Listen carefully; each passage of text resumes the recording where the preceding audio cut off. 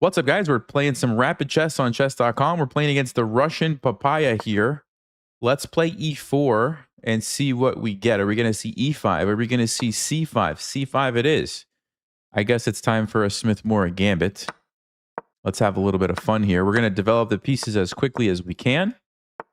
We're going to put the bishop on c4, the queen on e2. He goes for this move. Let's castle first. Against bishop b4, I believe, if I'm not mistaken, you want to put the queen on c2, and it has to do with the fact, why do we put the queen on c2 in this line? I think it's something to do with the fact that because they can trade the knight and play d5 easier, because we don't have as much support here, the bishop drops back, and then when they castle, you want to be able to put pressure here. Something like that, I believe, is the idea.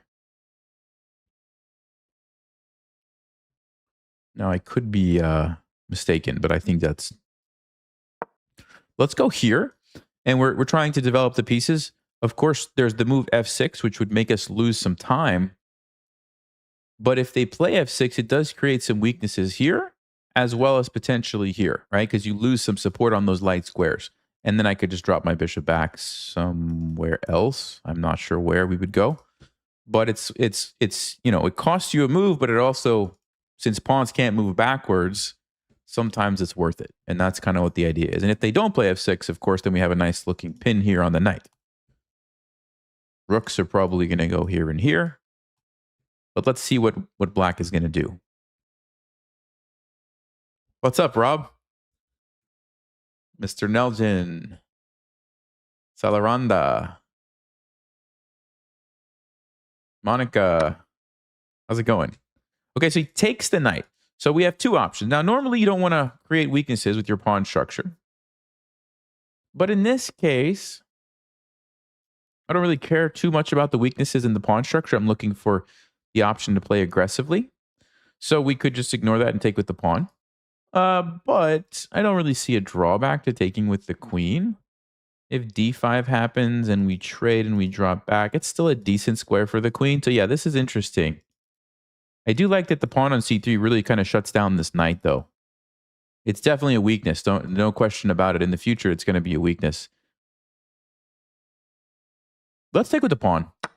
And we'll check this after the game and see if this was a good or bad decision. My logic is I really want to keep the queen here because I'm anticipating d5, and I want to be able to play bishop d3 with a nice tempo that actually creates a threat that black has to deal with. And so, and also I like the fact that the knight can't jump in easily. Okay, they do go there. I think we're going to take, but I could also just leave the tension temporarily. Nice thing about leaving the tension is the bishop doesn't get to come into the party. Or another option is I could just bring the rook over and pin it and not even move the bishop right now.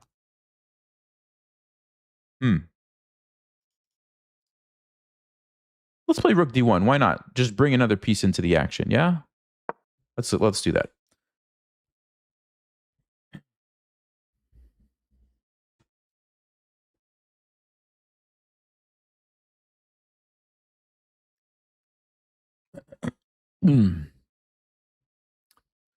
So, bishop d3 most likely. He's probably going to move his queen. Then I'm going to have to move the bishop. So I'm thinking we're going to drop it back here. And threaten this. Of course, black could play h6. But again, they've created some weaknesses around the king side. Maybe we can take advantage of that. You can also play rook b1. Okay, there's the queen move. Let's pay attention to the x-ray attacks. So this bishop, we have to keep an eye on it, but it is defended by the knight. So I think we are okay. And because of the attack here, I think now is the time. Let's go ahead and drop it back. Building the pressure here.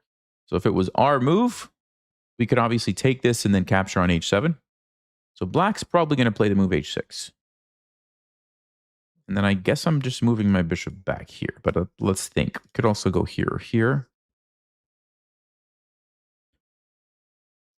Is bishop f4 any better? It gives me maybe a few more options. Do we need the pressure on the knight, though? I think it's a toss-up between these two squares.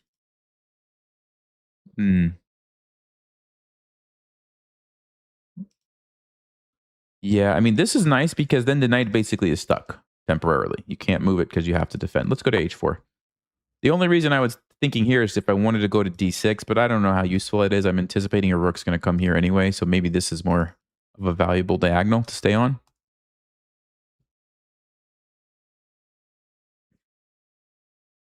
It's too bad we can't switch the order of these, because I'd love to have the queen in front of the bishop, because then you have a checkmate threat, right? It's much more powerful when the queen is in front of the bishop as opposed to behind here.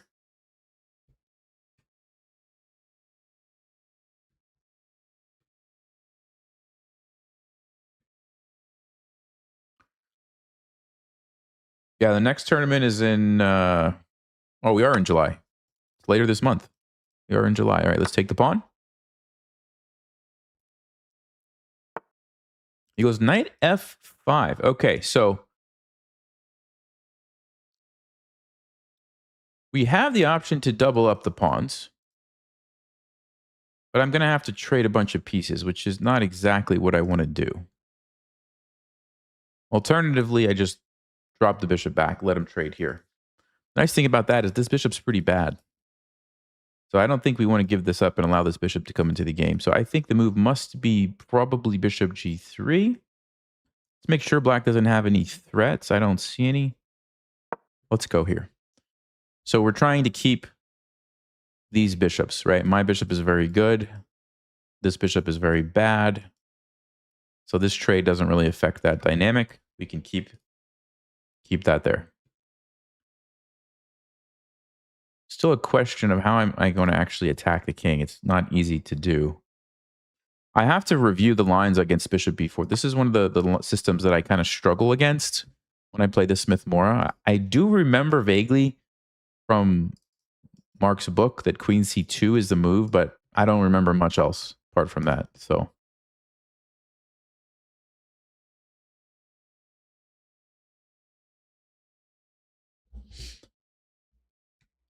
that's awesome, Ryan. Nice. Okay, let's take towards the center. This is generally how you want to capture when you're recapturing with pawns. There are exceptions, like, for example, if the f-file was extremely valuable to our attack, you know, we could make an exception, but then it's going to open up my king, and I don't really need to use this for an attack right now. So we'll just follow the principle here. Take back with the h-pawn. If you think about it, pawns on the edge of the board only control one square, but a pawn on here controls two squares. So they get more valuable when you move a pawn from the edge to the, G or B files. Sometimes you can use the file here if you still have a rook there, but in this case, we aren't going to be able to do that easily unless we spend like 3 moves, which I'm probably not going to do.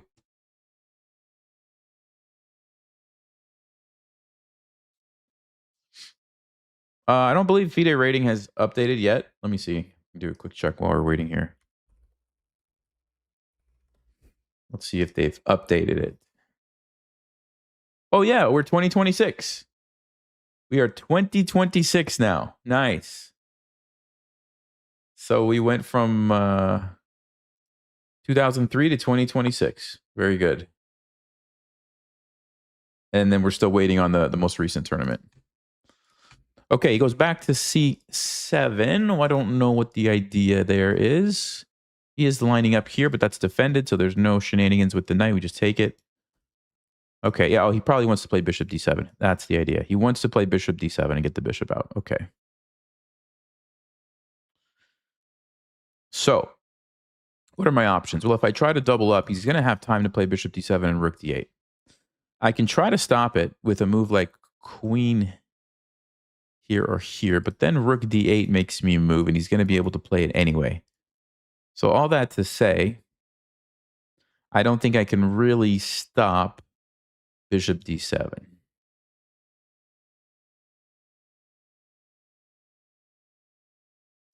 I can play rook b1, put some pressure here, but I don't really see a clear follow-up. What I need is a plan. And I don't see a good plan in this position. What is a good plan, guys? I mean, like I said, if these were switched around, things would be so much better, but we can't easily do that.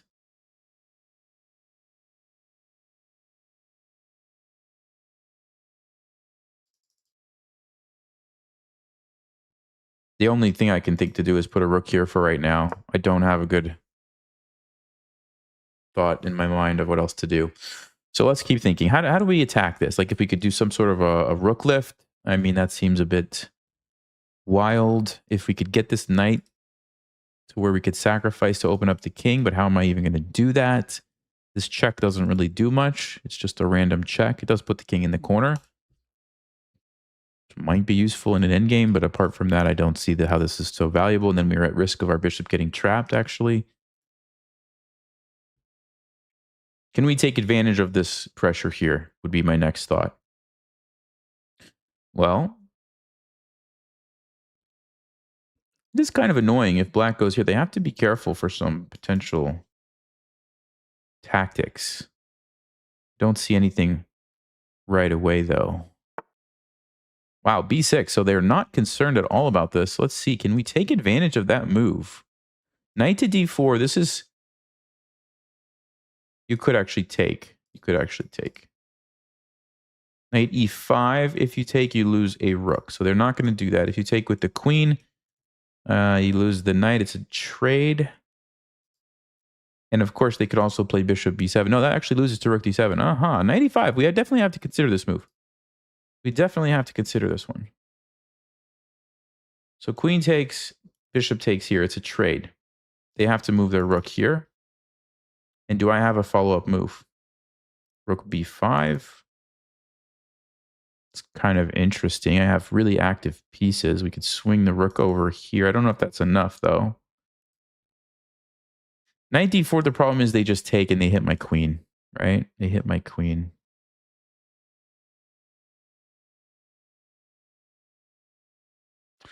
Yeah, I kind of like it. I think our bishops are really great there. So he's probably going to take with the queen. You have really active pieces. I mean, we're still down a pawn. But our pieces are super active. I'm thinking rook b5 here. Just get the rook involved that way.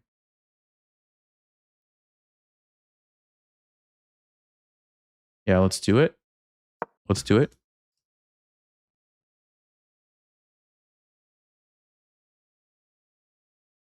I might even play queen e4 next. The idea is if I can stop the bishop from coming... Oh, there's bishop a6 too, but that's kind of a weird square for the bishop.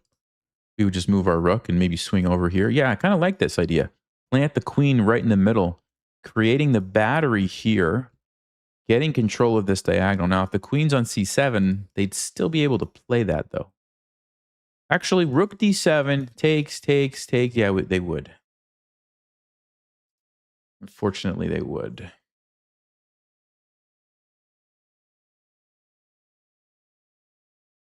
So queen c7, queen e4, bishop b7. What am I doing?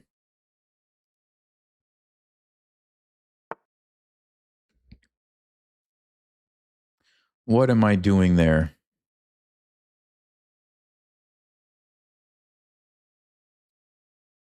Unfortunately, I have to trade the bishops then. I don't want to do that. I can't stop it, can I? I mean, I can go here.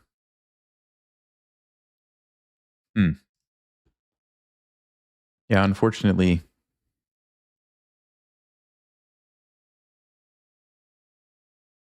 Don't see a way to keep all the pieces on the board here.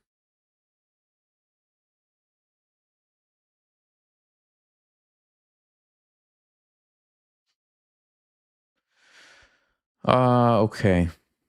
Probably just have to go back and let the trade happen. I don't think there's much I can do, guys. All right, we're going to retreat. He's going to play bishop b7.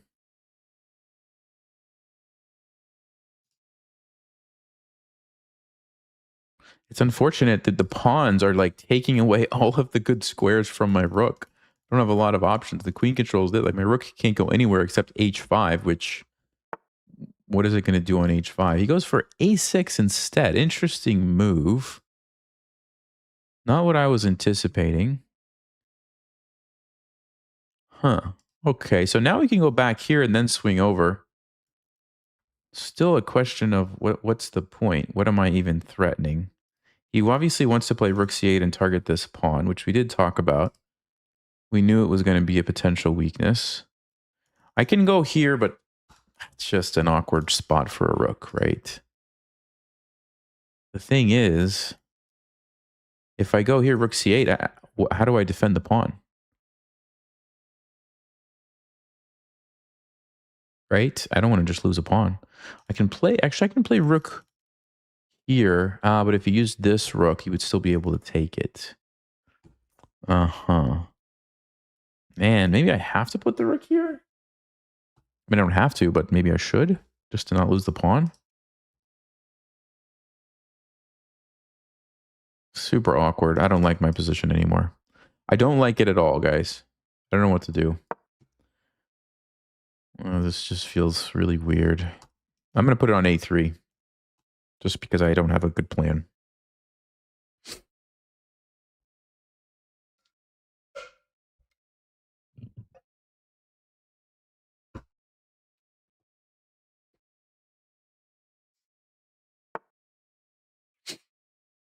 He goes rook d8 instead. Okay. Rook d8.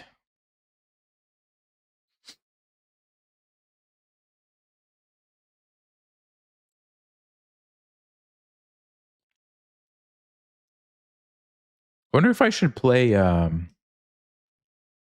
queen e4. The issue is always going to be this bishop coming back. I was thinking here, if they take me, I could actually reorganize the queen and bishop, but that's a little bit of hope chess. I mean, this is just such a weak move.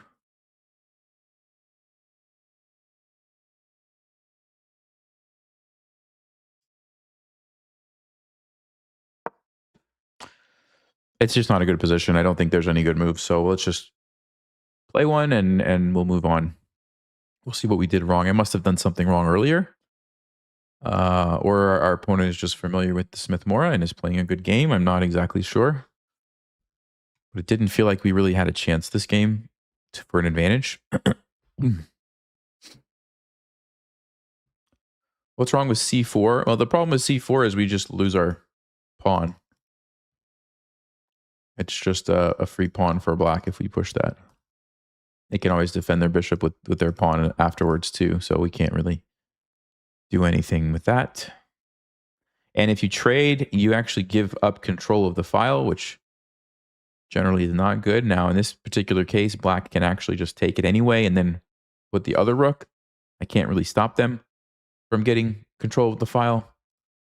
So we're just in a bad position, basically. Yes, and good point. We are down a pawn, so like trading too much means we're just going into a losing endgame. 4 against 3 is most of the time going to be a loss. Now, if it's a rook ending, that's a different story. If we could somehow trade queens, maybe one pair of rooks and the bishops, and just have rooks, then we might have decent drawing chances. So we'll be looking for an opportunity for that. But okay, let's think. Which way do we want to recapture here? He's going to bring the rook over next.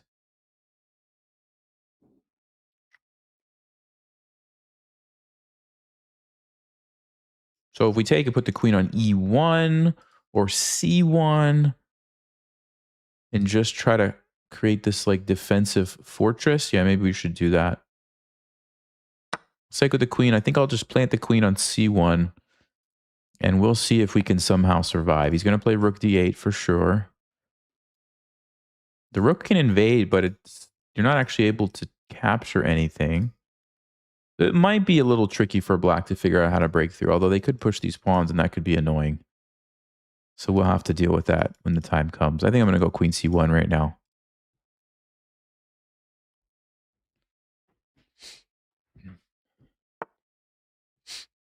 My opponent has 20 wins in a row. Oh, really? I didn't look at their account, actually. But they do feel pretty strong. Okay. Yeah, that's a good square for the bishop. It's a good square for the bishop. Go here.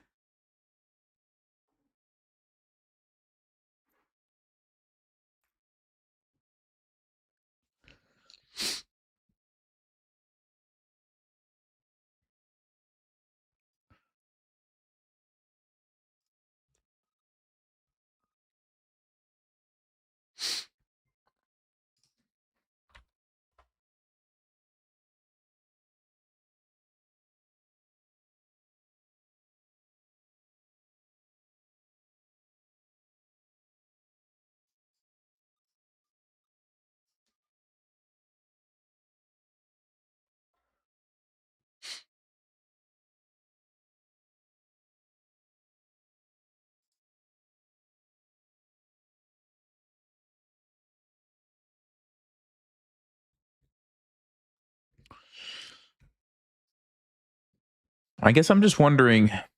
So let's say they put the rook like here. How do they actually make progress if I just leave the setup like it is and move my king, let's just say, back and forth? What could black do? I mean, the thing is, at some point, they're going to be able to push these pawns, right? Which does create weaknesses around the king. So maybe I just have to be patient and wait for that. That's probably my biggest concern.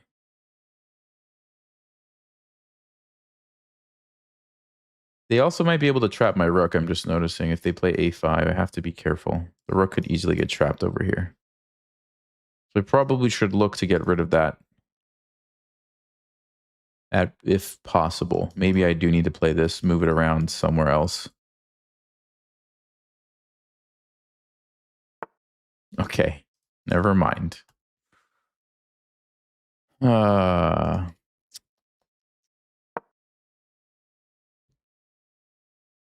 I can't do anything. I'm just going to wait and see what happens.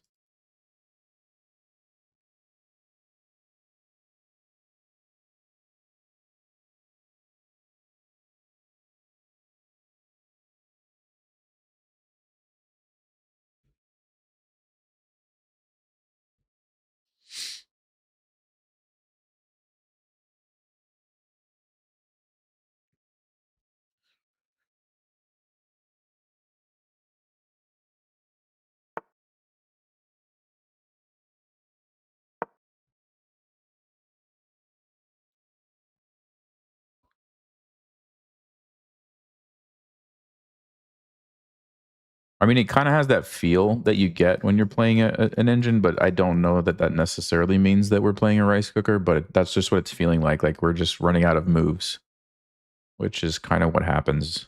But we'll see. We'll check the accuracy after the game, and we'll see. Yeah, so my rook is trapped. Unless we can get rid of this bishop or something.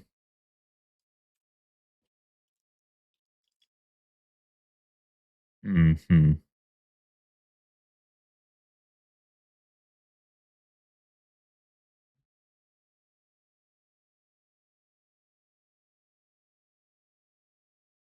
I guess we'll try to trade the bishops just so that we can push the pawn and get the rook out of there. Obviously, if we play the rest of the game down a rook, we're going to lose, but for some reason, I don't think our opponent's going to let us do that.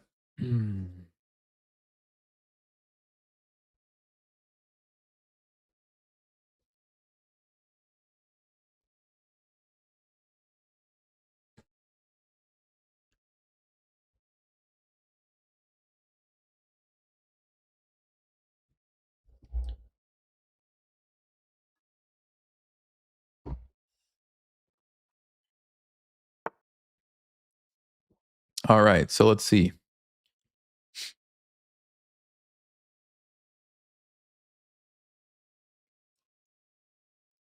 Should I try to trade it?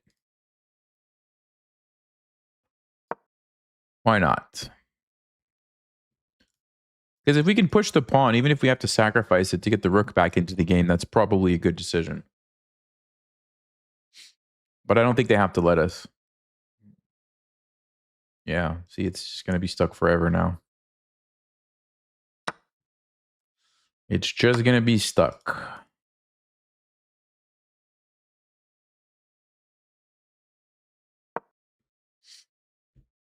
That's over. They're going to go check.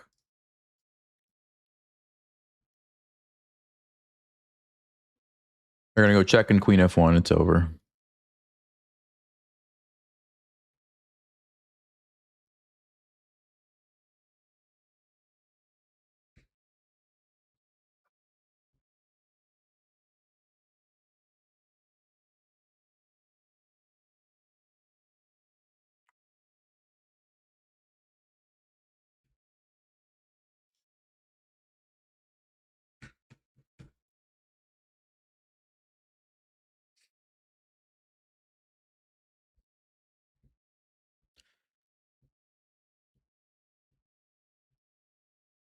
I mean, this is probably the most obvious thing, but they don't have to do that. They could also just play rook here, which looks very good.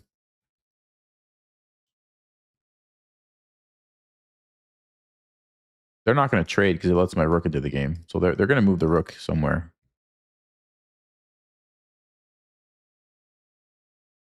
Oh, I guess this actually allows me to trade. No, yeah, they're gonna go rook d1. They're gonna go rook d1.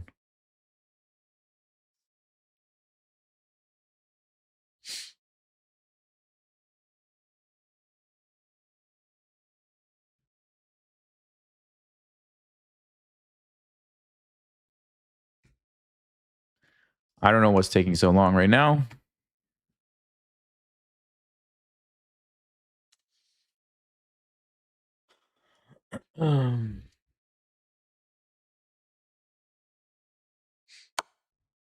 Okay, there you go. There you go. We have to try to stop the checkmate, so we give a space for the king to run.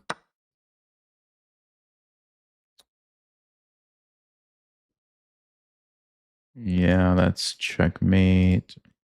You can block with the rook. I mean, there must be a win for black, but I'm just trying to survive a few more moves. Queen f4 check. If I go here, I'm mated. If I go here, I'm mated. So I have to play rook g3, only move. They can force a trade.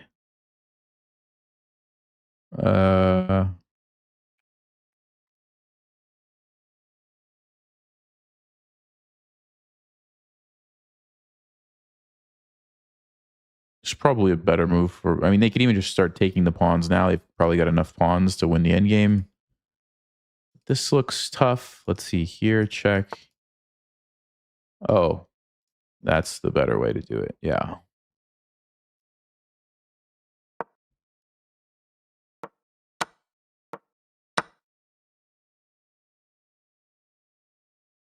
I'm just gonna. They might even go here, actually.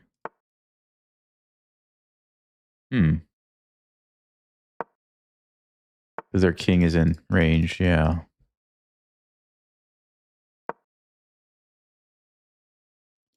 I can't catch them, is the thing.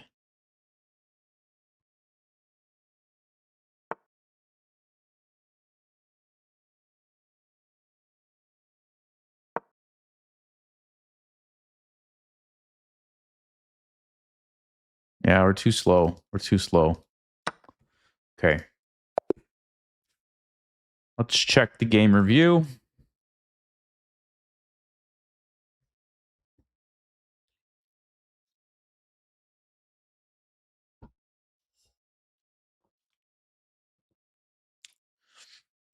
So it was obviously a really well played game. Hard to say. Might be legit. Let me see. What's the main move against this? Castles.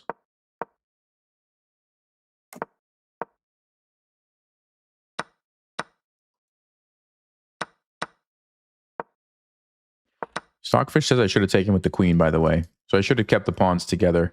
And we did see that in the game. Like, that weakness came back to bite me. So that's one decision there. D5, queen e5, h6. I mean, it's hard to say. They played obviously a really great game. Yeah, my idea just traded pieces, so it wasn't really that great. Queen c7, bishop a6 was the best move. Rook fd8 was the best move. I mean, I was a little surprised right here. I thought bishop b7 was a much more logical move, and rook c8 much more logical, attacking the pawn. It was kind of interesting that they just ignored it, but I don't know. And then it felt a little strange here when they trapped me, but maybe, I don't know.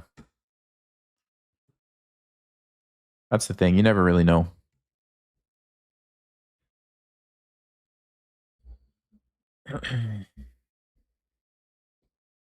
All right, we got a 2200. Count's been around for a while, so should be good. 2017. They do have 1600 blitz rating, but probably just don't play blitz. See if they're going to move. Okay. Let's play this. So I've been playing this recently. Let's just keep it going. We'll just keep it going here. Ooh. Okay, this is not something I'm familiar with. The wing gambit.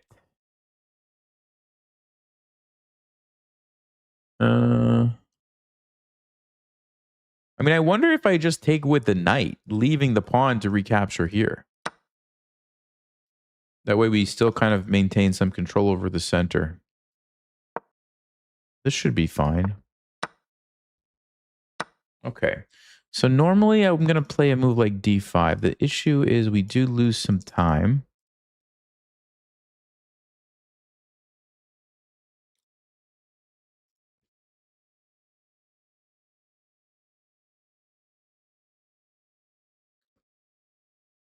So d5, we trade. The knight attacks my queen. I have to move the queen somewhere. I can pin the knight, but bishop d2 is going to be annoying. I can just play e6. The knight's going to go like to b5, let's just say. We have bishop b4. There's a check, though. I can also just come back. Bishop f4. Check. Oof. What's the alternative if I don't play d5, though? What else do I play? d6? Just deal with this if the pawn pushes forward? I think we need to go for... Let's go for this line. I need to get more space. I don't want to be too cramped. So let's go ahead and just push forward here. The other options, I can put the queen on h5. But then, I don't know. Then knight b5 again looks kind of risky. Let's go with this line. This looked better for me. Oh, rook b1 is the move. Okay. Is this some kind of a queen trap? So it takes bishop d2. I only have one option. Rook b3. No, it doesn't look like it. My queen is trapped.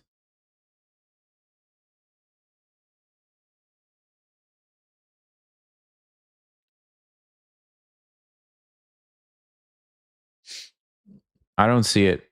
I don't see it. Let's go. I don't see it. Maybe I'm falling into a trap. I don't know. Looks like they blundered a piece, but let's see if there's some crazy queen trap here. There's d5. Oh, is that the idea? d5. Uh-huh. Wow, that's actually very clever. So the point is if I move the knight, bishop b4. No, but I still am not trapped yet, but it's looking pretty bad. There's also bishop b5 check potentially. Wow. All right. So what are my options here? We sack the piece back, which is probably what I'm going to do. So we play a move like e6. Just let him take it and just take back. Then my bishop is out. Stops bishop b4. We stop bishop b5. The game goes on. I'm still up 3, 4, 5, 6, 3, 4. Yeah, we're still up 2 pawns. So e6 is definitely a move. If I try to be greedy and go back, let's just say here, what's going to happen to me? Check, we can just block. That's probably fine. Bishop b4, I think I'm more concerned about. If I take another pawn, rook a1, queen moves. I might be able to be greedy here. How are they going to trap my queen? Check, bishop d7. Takes. Rook comes down. Then we play something like knight f6. I mean, I don't actually see it.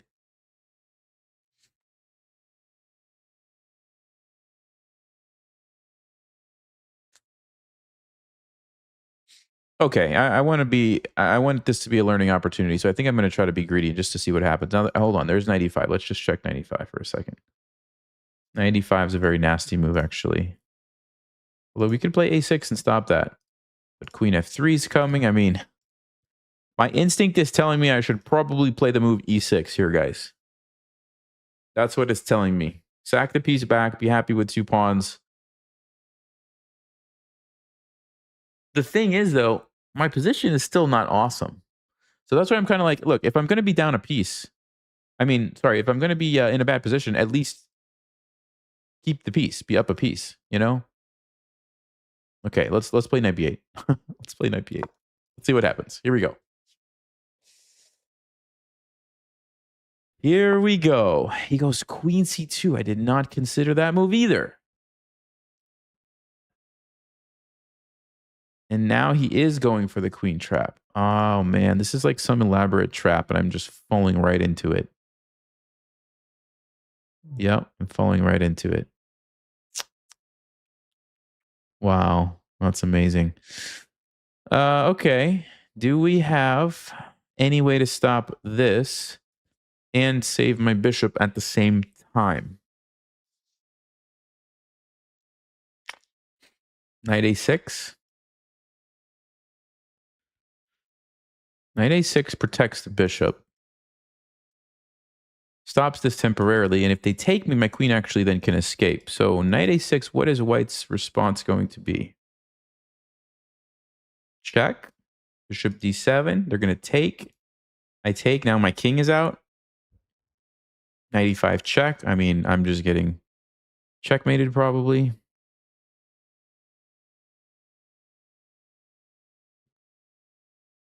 Oh, there's rook b. Oh, this is awful. Yeah, this is so awful. Guess we could play knight c6 here. Back the piece that way. And then play. No, but then this is a problem. Yeah, this I didn't see this move. This is like some opening trap. I just fell for an opening trap. Man. Okay. Well.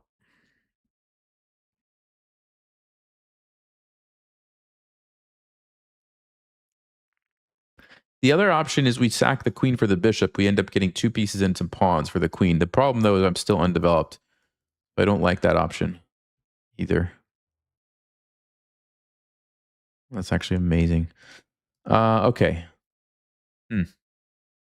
Oh, wait. Can I go bishop d7 and then put my queen here? Hold on. Bishop d7. I guess the issue is rook b7. Okay, but then no, bishop d7 might be a move. Yeah, bishop d7, bishop b4.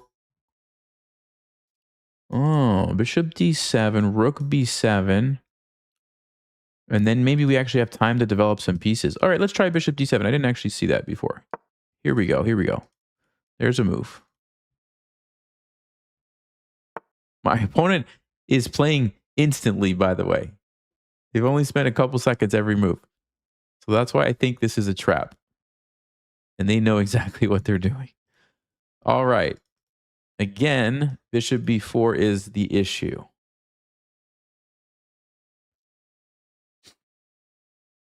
So queen d6. Oh, there's a checkmate threat. Oh, that's nasty, guys.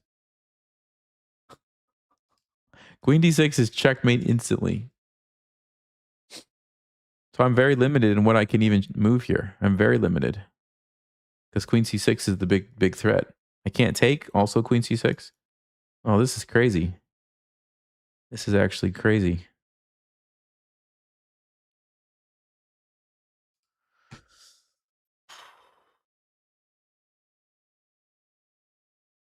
All right. So what are my options here, guys? E6, check, king up, no, get forked. Knight a6, takes, check. Check. If I go here, looks like I'm mated. We could play knight c6, sack the piece back. That's still awful. This is amazing. I'm just dead. It's over. It is over, guys. This is wild.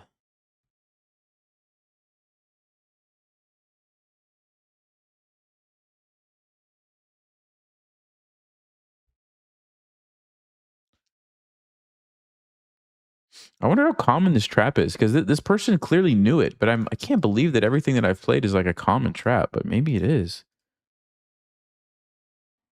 Do I even have a way to survive? I mean, this just is going to be really bad too. I don't know. I guess we have to play it.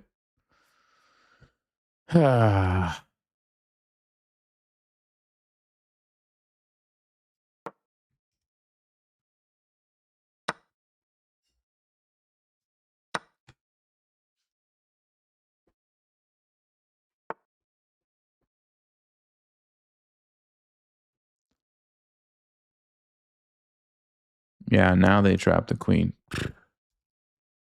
Wow. Wow.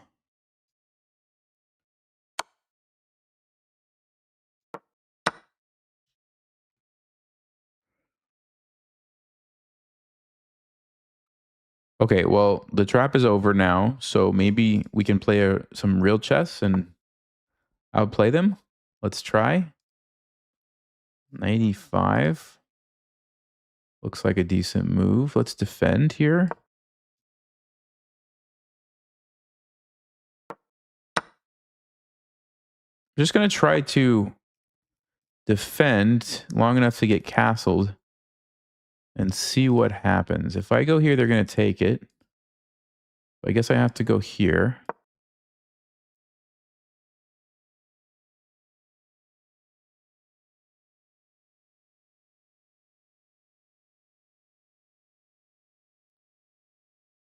They should start thinking now, though, because, I mean, the trap is over. So let's see if we can claw our way back. We do have 2 pieces for the queen, so we have something.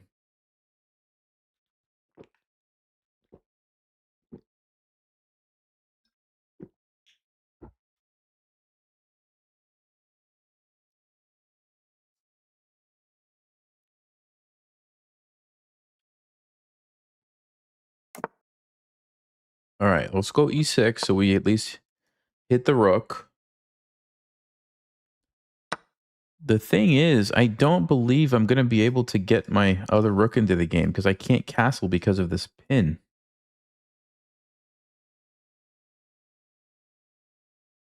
That's the problem here, guys.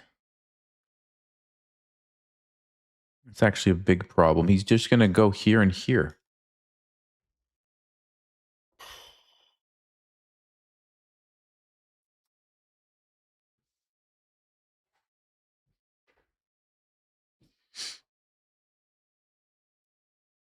Man, what a game. What a game.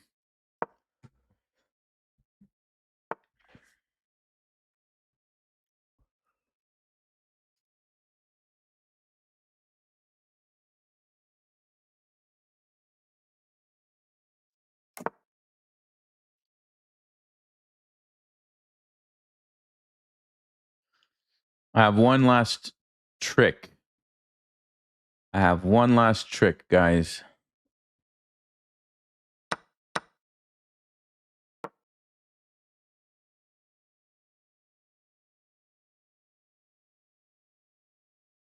It's not really a trick. It's because he has a winning move, but I just want to see if we can pretend like we've tricked him. Maybe he gets afraid and doesn't take the rook. Then we have a rook and a bishop for a queen. Because it almost looks like there's a back rank problem. Let's see if he falls for it. Can you guys see why it doesn't work, though? Why does my trap not work?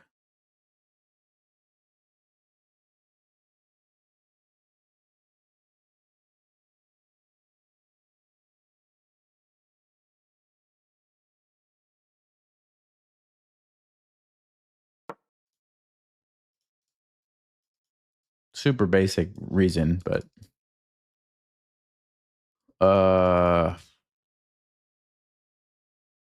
Man.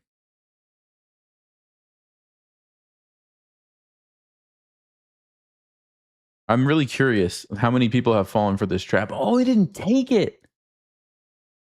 They didn't take it. Wow. Wow. Okay.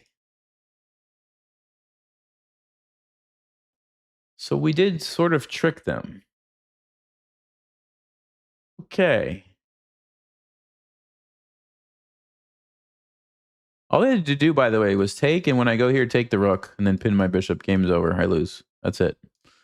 Super. So this person is actually not very good at tactics. If they didn't see that, which tells me we have a real chance to come back from this game, because that is very, very basic stuff. Okay. So let's go here. Let's make sure there's no back rank because we can defend. If they, let's see, try to do that. Yeah, we're going to have some checks. Okay, let's do this. No, that's amazing that they didn't see that. I mean, that's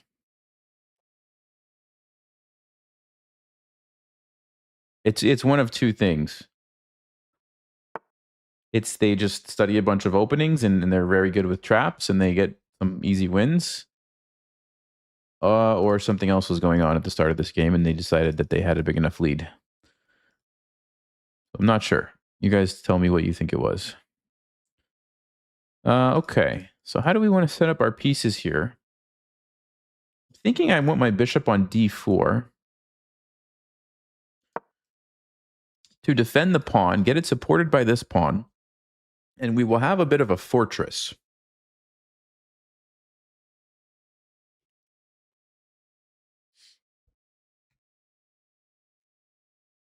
Yeah, no, I'm really curious about this opening. We're going to check after the game and see if that's like a common trap line or what, because it seemed like it was very long. It was like it just kind of kept going. The trap kept going, which is totally legit. Like maybe they just learned that. I'm just curious if anybody actually plays those moves that I played or not on a regular basis. That's what I want to see. But right now we have to focus on trying to survive. So we have the queen, the rook, and the rook and the bishop and the pawn for the queen.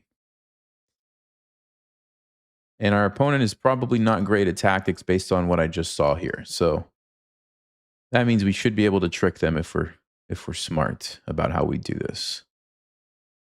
So if I go here, we put some pressure, then we can put the bishop, then my rooks are disconnected. I think I should probably, just to make sure we get this solidified, just plant the bishop there right now. Oh, wait a second. I can't do that. Okay. We gotta fix this problem. Let's go h6. We have to fix the back rank problem first. Okay. Now we can move the bishop away. You guys understand why I couldn't do that, right? Because they take, I take, and then they get me in the back rank. Right now it doesn't work because the bishop was supporting the square so my rook could drop back. Okay. But now we've got it covered. That's fine. If they want to push that, fine. I think I want to go here first, but I mean, there is the possibility of putting the pressure on there and then going here.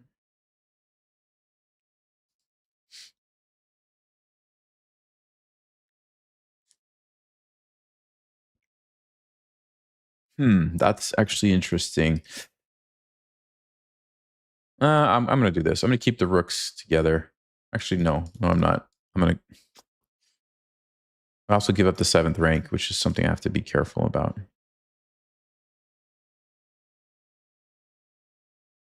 All right, let's go. Let's go. Let's try to get the rook more active.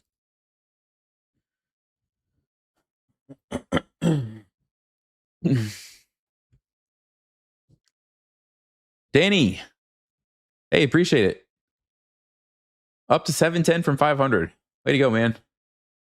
Keep going. That's awesome.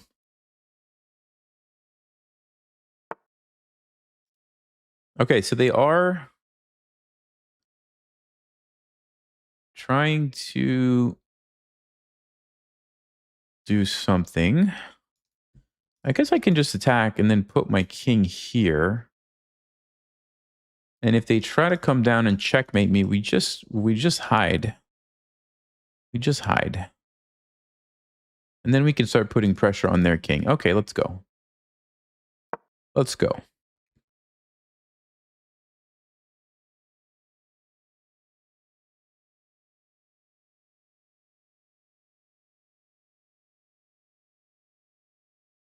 I'm really curious about this opening.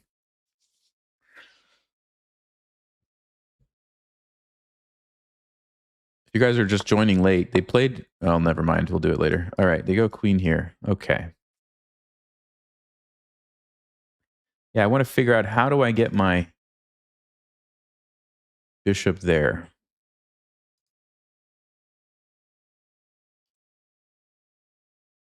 Rook needs to move, I guess, because it's under attack. So let's just go back with the rook. Now we're threatening to go here with the bishop. This is how the game started. They played b4. I took it. They went here. I played d5. They gave up this piece for free. That's what I'm really curious to see. Like, is this a line that's been played before or not? That's what I want to see. Then they went bishop here. D5. Queen C2, an amazing move. Followed by bishop B5, threatening checkmate. Then they took, and then they trapped my queen, and then they missed a basic tactic to not finish off the game, and here we are. Okay. So yeah, let's go ahead, I guess. Try to put the pressure on with this move. Hold up, hold up. They're going to play rook F3, though. They're going to play rook F3, so I wonder if I should actually do something different here. Hold on.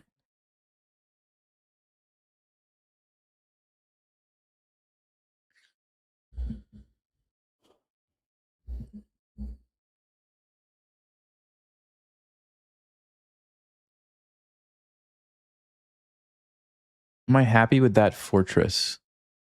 It's a pretty good fortress, actually. Maybe I'm happy with it. Okay, let's go. What I'm just thinking is if they go here and then end up attacking this with their queen, I'll just put my rook on F8. I'll just put my rook on F8 and everything will be defended. Yeah, I think that's what I'm going to do. Let's make sure they don't have a sacrifice first. Takes, takes. Check, we just defend. Check, we just, yeah, it's good. Okay, so we'll go here. And if they ever attack this and this, we're just going to swing the rook over. Like I said, everything's going to be defended. He's defending him, he's defending him, he's defending him. This is defending here, this is defending here. And I have the pressure, which is going to keep the rook tied up defending.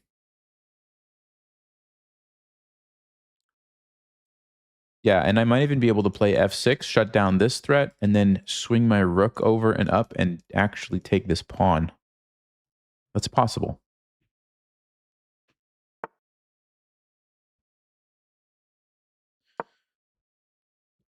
Okay, so there we go.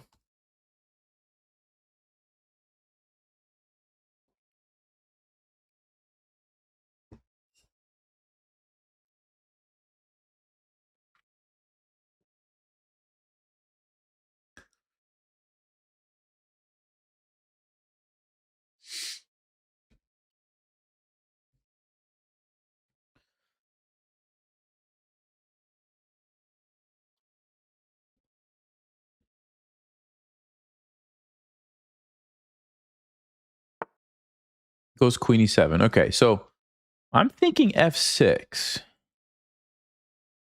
The idea is then he doesn't really have a target to attack over here. And then my rook is free to just come around and really put the pressure on. Okay. So let's do that.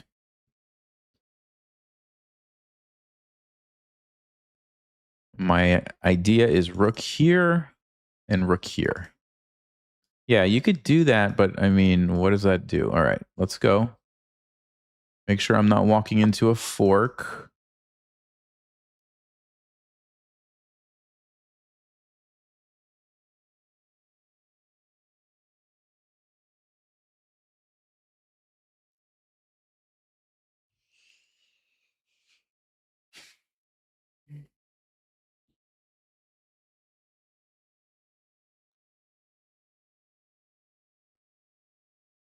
Material is technically even.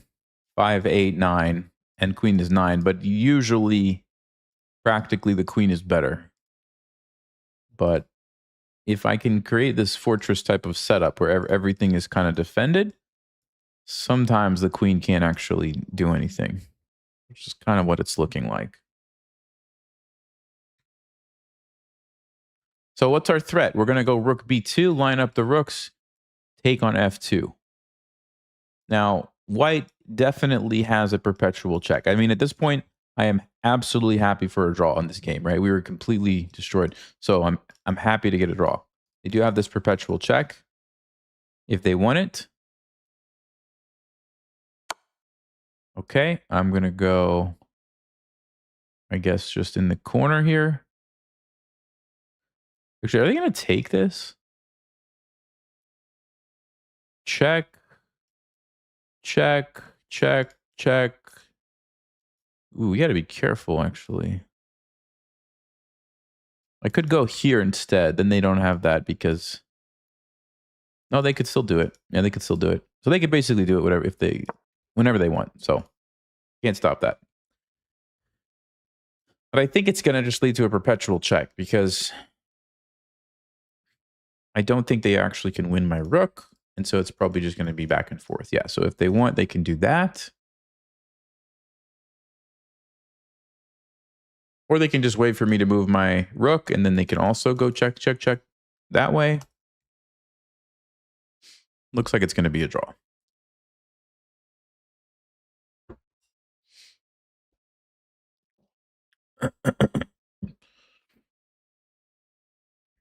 I don't know if there's anything else I can really try apart from this plan, right? Like,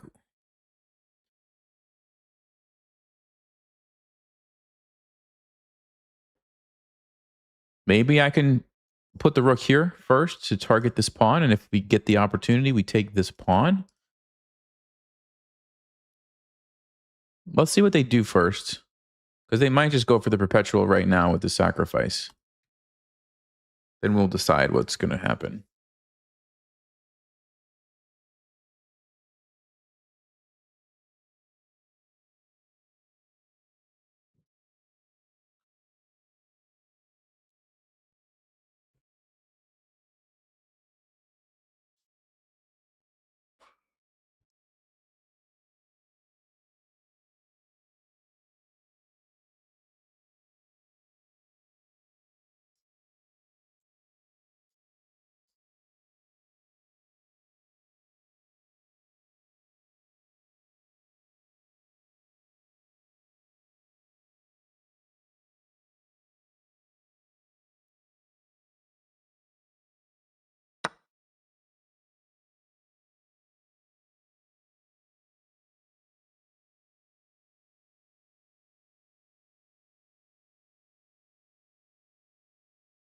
Huh. That's actually interesting. We'll talk about that later. Okay. All right. Looks like they're going to go for the draw. As far as I can tell, it is just going to be perpetual. Now, let's think about this. I go here. Does it matter? Check. Probably doesn't matter. Let me just go. As long as I don't walk into a fork here, right? That's the only thing. Oh, there's a fork there? I didn't see that one. Uh-oh. Uh-oh. I missed that. Guess we are going to lose after all. Wow.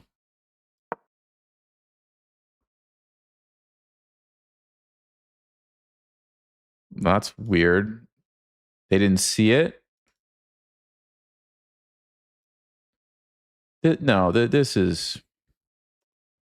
game is getting stranger and stranger.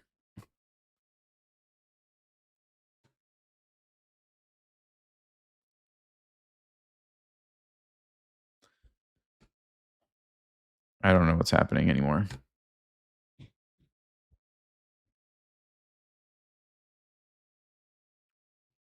Are they going to take it next move? What is going on?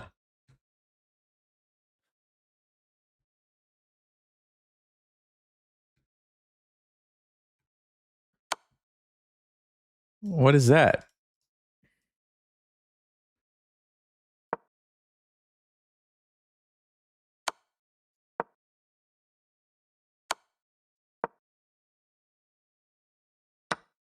Uh-huh. Uh-huh. Yeah, that has stockfish written all over it, doesn't it?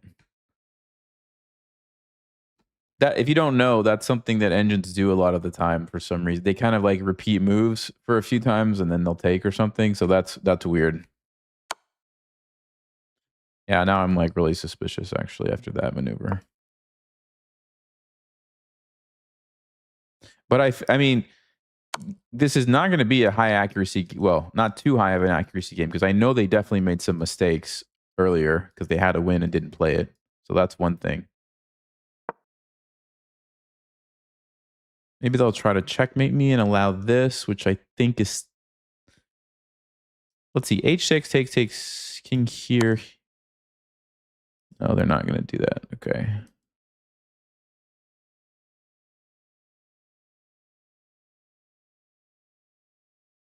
I don't know.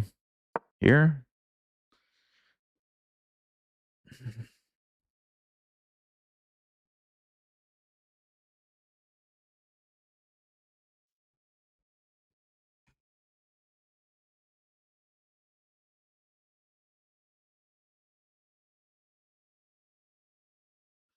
No, I was just looking at their chart and they were like 2,000 peaking at 2,100 for pretty much the life of the account.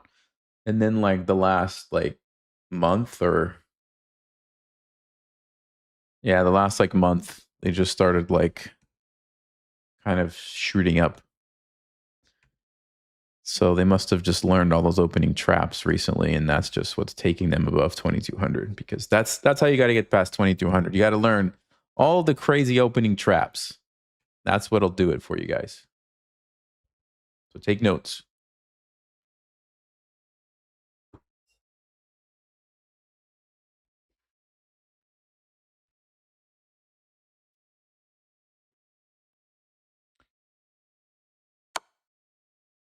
Last month he started doing traps. Yep, that's what it is. Those traps will win it for you.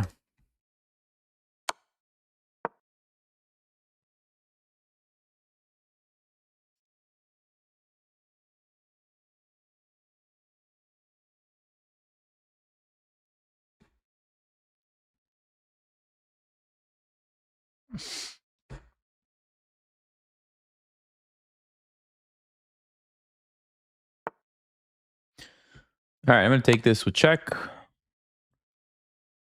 think we are getting mated. Let's see if there's any way we can stop it. We can push the pawn up, I suppose.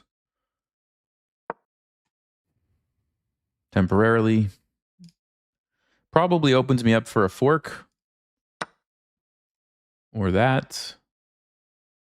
I wonder if we can set up a stalemate trap. Let's see. We have to get rid of this pawn, though.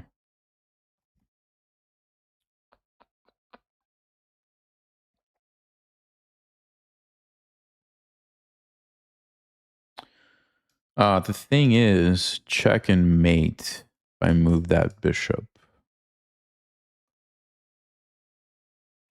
It's not going to be stalemate if we have a pawn over here, though. That's the problem, right? So we'll defend the bishop because that's what's stopping the checkmate.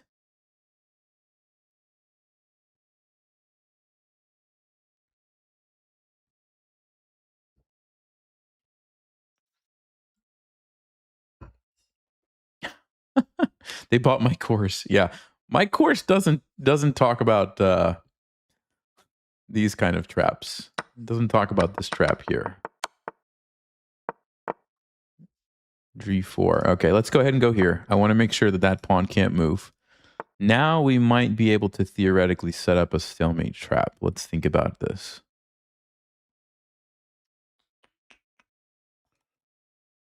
Let me think about this. So if they go here, we would want their queen to be right here when it captured something.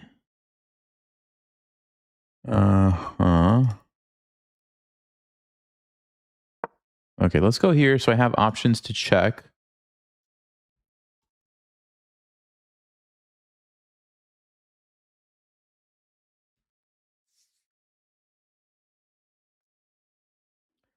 Is the trap called anything?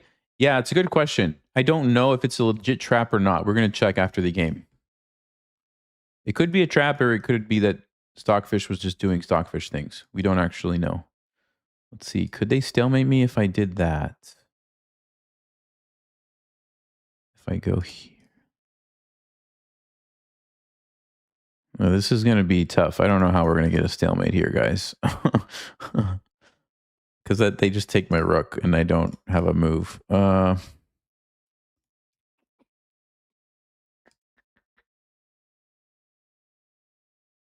Yeah,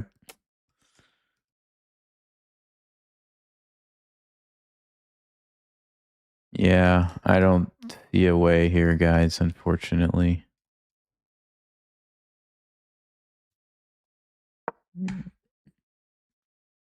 They have mate in 2, so we'll just let them finish it off.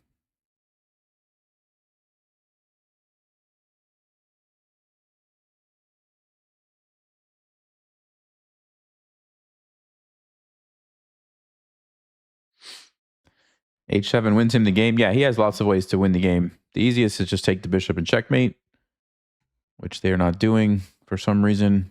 Actually, no, the easiest is checkmate here. What am I saying? This is the easiest. They have mate in 1.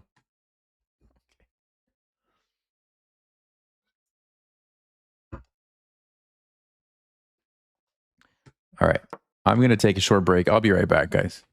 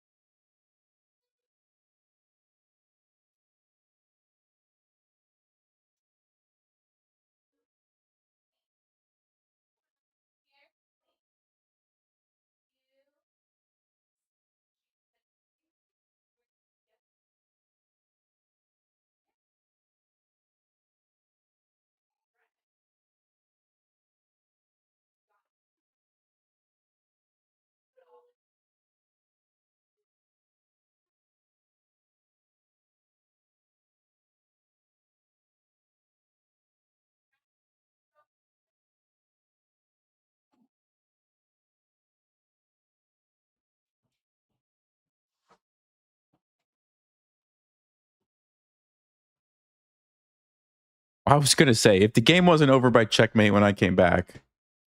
All right. Time to do some investigating, guys. Let's see.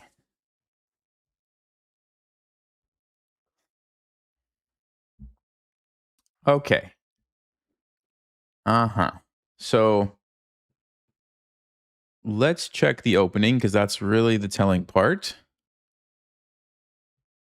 Like I said, there was a big blunder there, which this is probably when they had the win and they allowed me the rook, yes. So I probably could have gotten the draw. I think I got a little bit ambitious when I went for the rook. But first, let's check the opening. Okay.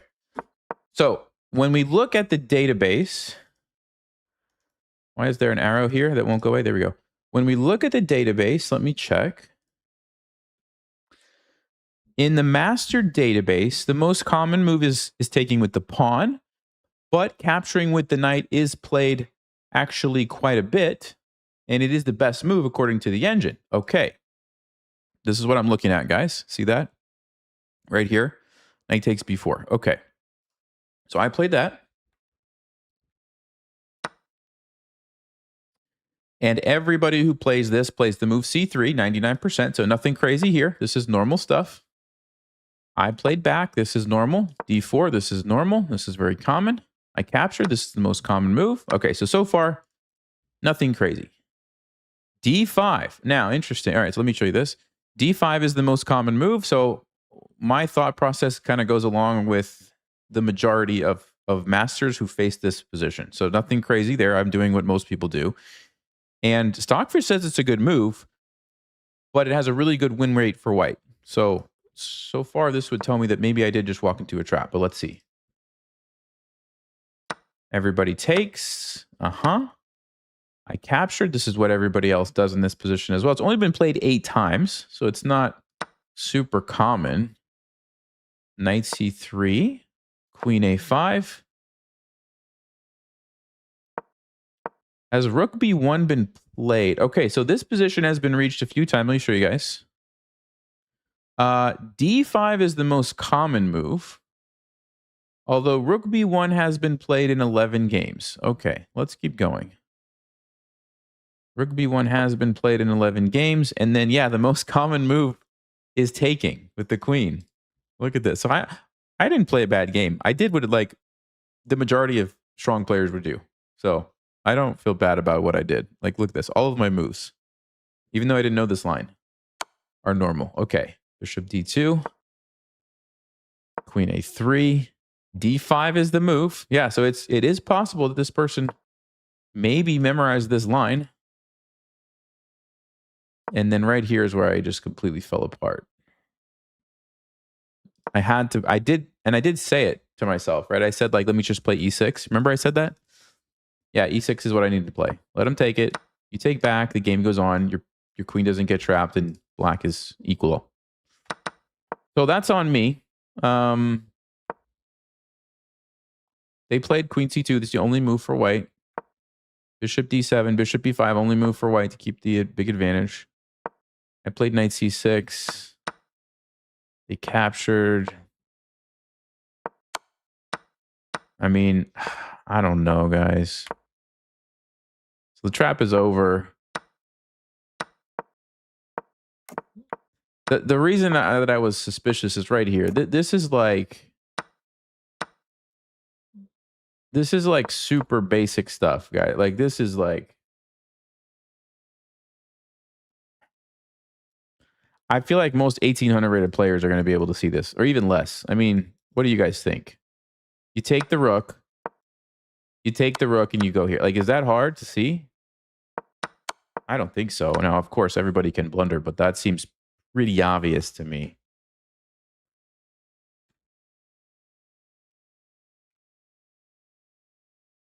Turn on the sign behind me. So I wanted to turn on the sign. That actually was a gift from Rob, but it's so bright and the camera doesn't pick it up very well. So it doesn't look great, at least most of the time when I was trying it. If I could figure out a way to change my camera settings, I would definitely do that. But that's why I haven't generally turned it on. Yeah, I mean, it's the only move according to the engine.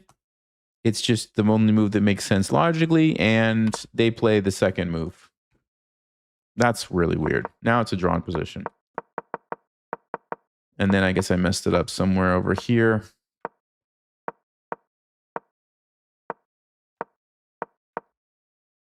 Yep, right here. Queen e6 check, followed by rook takes f6 is a win for white.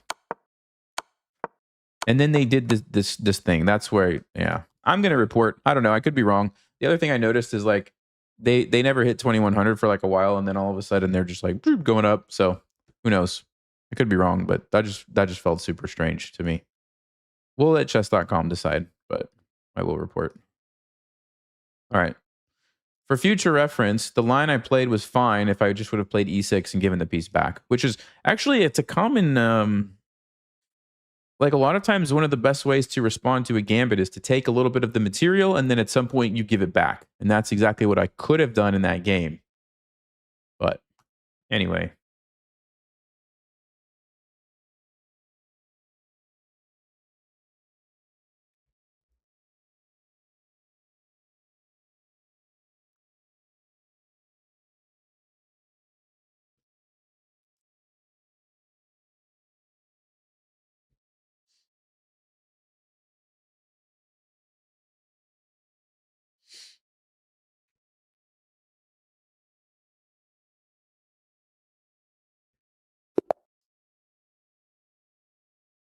All right, it's a new account. I should probably check. Let me just see.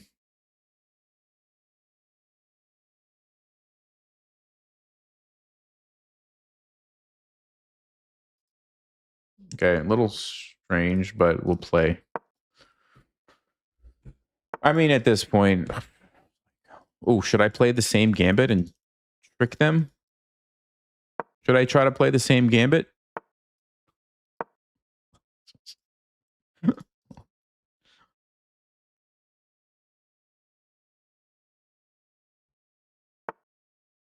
Nope.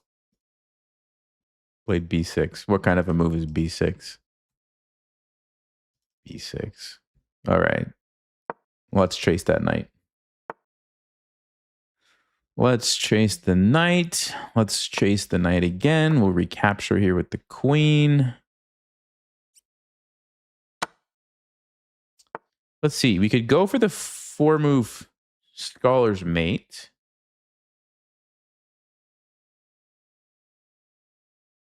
For some reason, I don't think they'll fall for it, though. Let's play c4. I'm going to bring my knight and put my bishop here. This is already a weird position because of the pawns over here like this.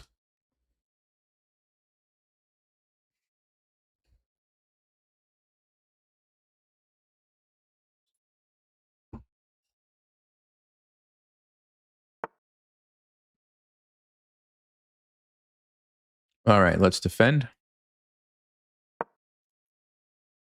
Yeah, I mean, most people who blatantly cheat and don't ever stop using the engine are banned right away because that's, yeah, the cheat detection is pretty good at banning those people right away.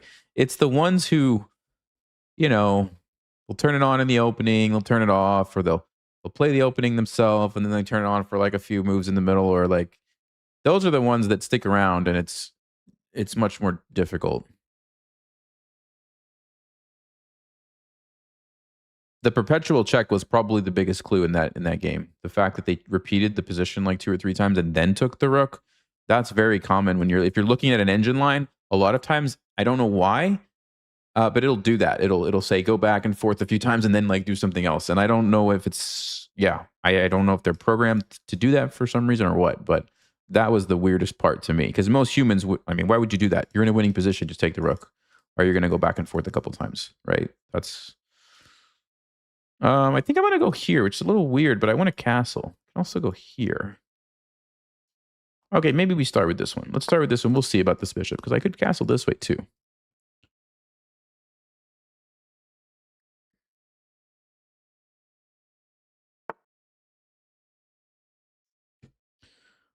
Okay.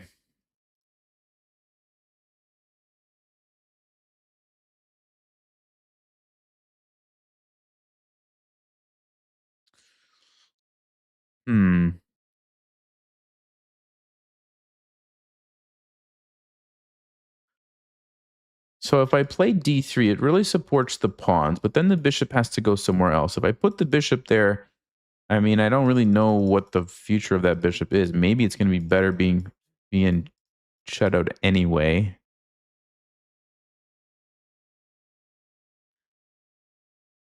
If I castle and they try to open things up here, that's not actually easy to do. Then my knight gets to jump in. I'm going to castle. I'm going to castle this way. This is a strange position.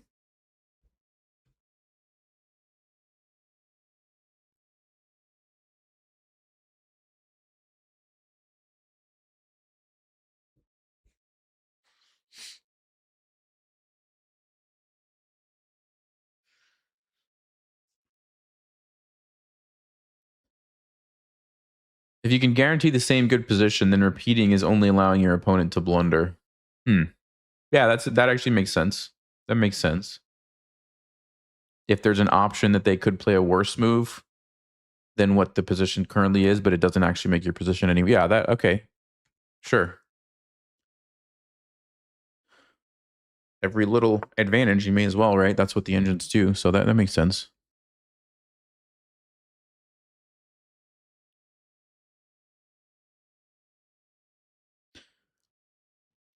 Okay. Queen sacrifice?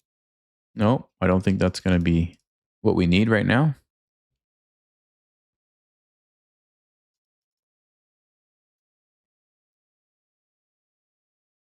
I don't know what to do with its bishop. This is the issue. Where does this bishop go?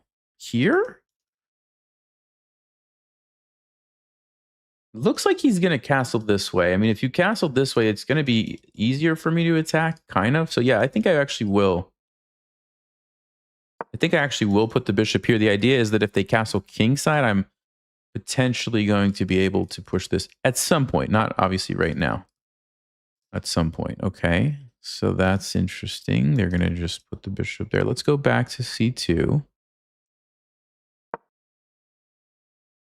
They want to take, that's fine. We've got this defended.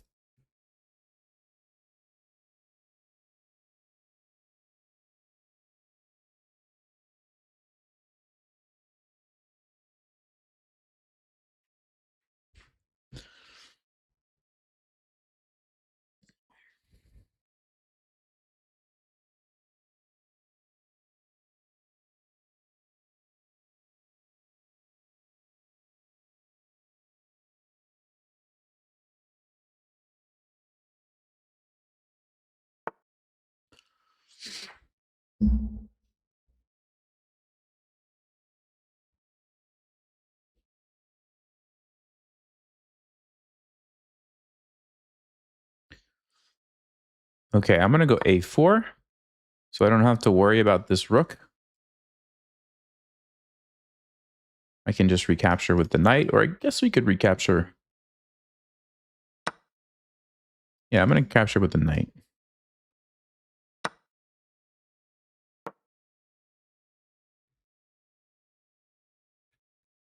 This is a very strange position.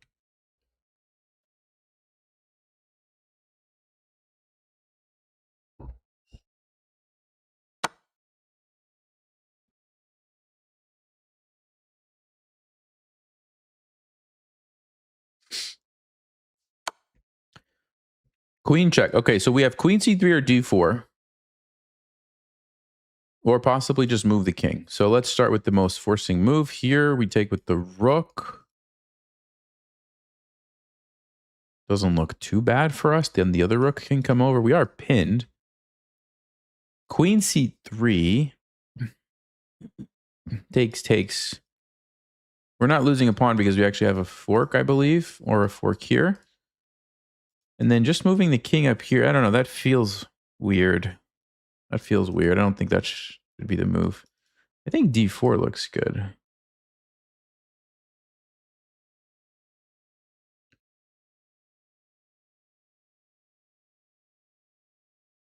But queen c3. Do I like the endgame position here?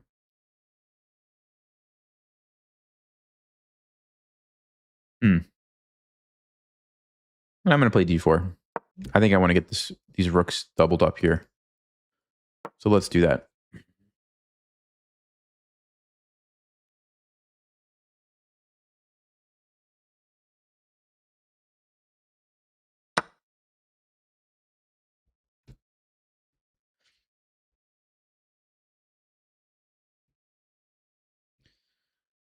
So we have to be really careful about this, right? Because if the knight gets removed, we will lose the rook.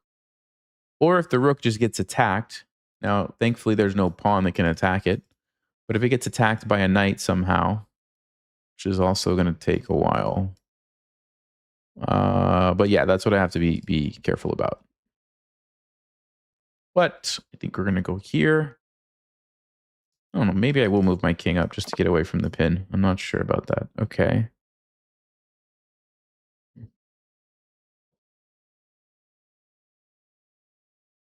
Do I go queen g3 to get rid of this queen?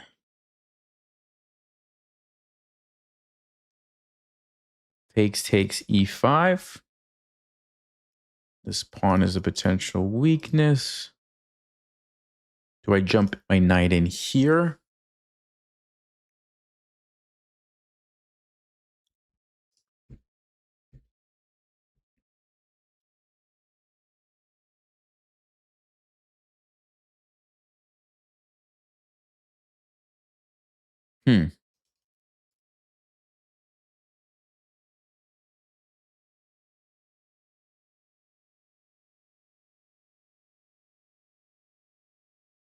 What about queen d3?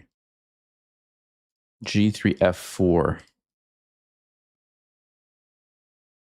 What I really like about this move, guys, is the battery here. If they ever play d5, they have to be really careful about checkmate on h7. That's why I like this move. Let's do that.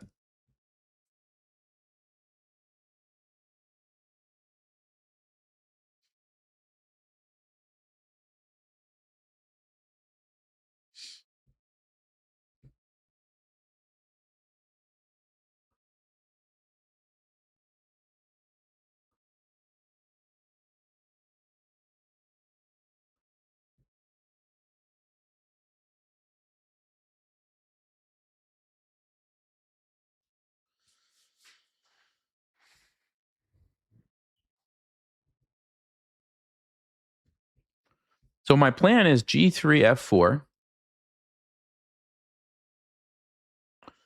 and then E5. Kicks the knight, checkmates here. Okay, I actually forgot they could do that. Wow. I just blundered that. Yeah.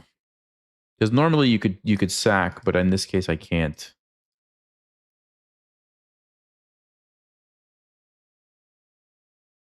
I mean, it's just a pawn. It's not the end of the world, but I did miss that. Oh, hold on. Is this a pin? They do have D5, but then we have F3.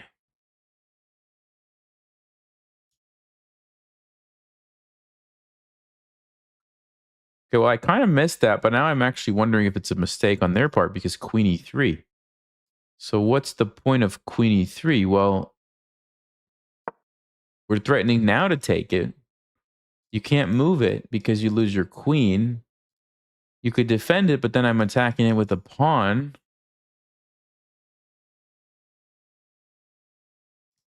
So I don't know if we blundered our way into a winning a piece. Maybe.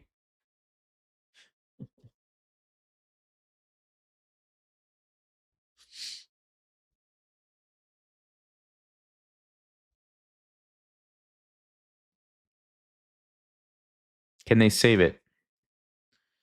Can black save the bishop? If you try to move out of the pin with like queen f5, it's too late. I just take it. So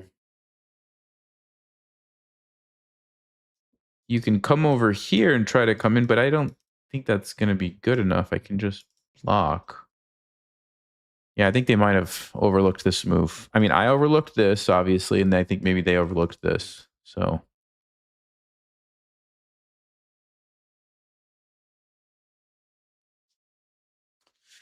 blundered my way into a winning position. There you go.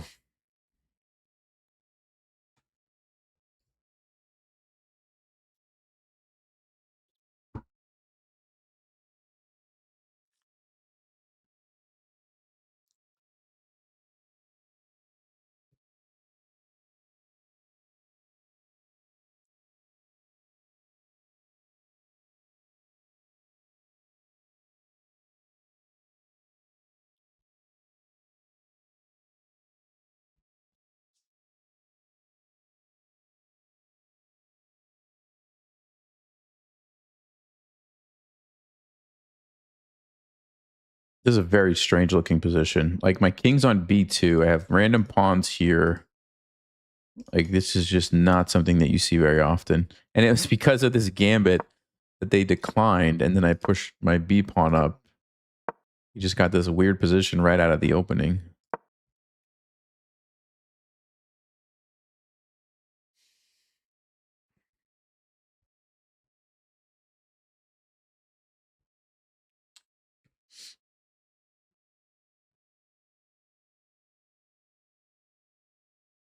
What's up, Waddy?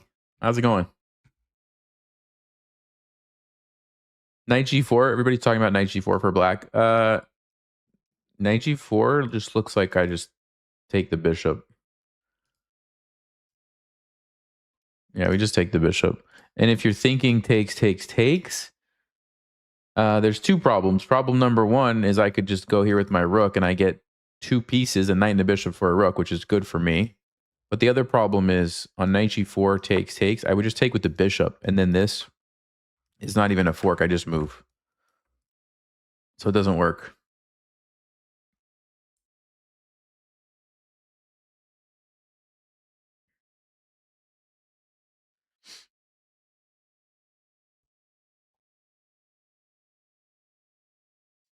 I do need to be a little bit careful. So if I take with the bishop, if he checks me, I have queen b3. I think I'm totally fine.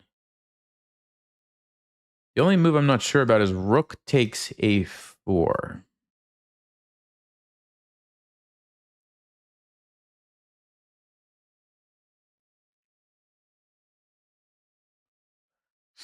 Yeah, rook takes a4 is actually potentially dangerous.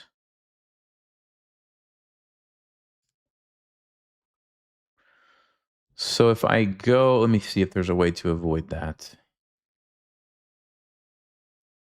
Rook takes e4, then we threaten the queen trade. You can check me, but then I have queen b3. And I still get the knight and the bishop against the rook. Maybe that's the way to do it. The thing is, rook takes a4 no longer as a move because now I can trade queens, right? That's the big issue. Yeah, I think that's what we should do. And if they take me here, I take back threatening checkmate, f5. Again, I threaten the queen. Also, my bishop keeps the pawn defended. Yeah, let's do it this way. So we don't get as much material, but we avoid our king coming under serious attack. And I think that's the smart decision in this position.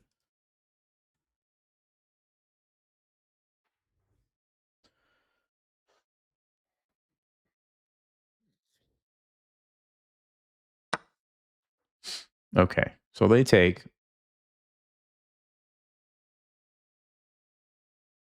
And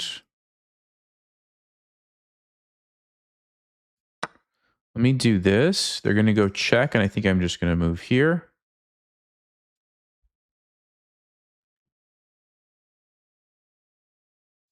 Well, actually, hold on. I could also move. Is that too risky? Check. That might be too risky. Check. Maybe not. Actually, we just kind of run away. We're up a piece. Yeah, okay, they go with f5. Yeah, no, we talked about this, right? Didn't I say I was just going to play like queen e3 or queen d4? Queen d4, check. Queen e3, then I can block. Which might be a nice option to have.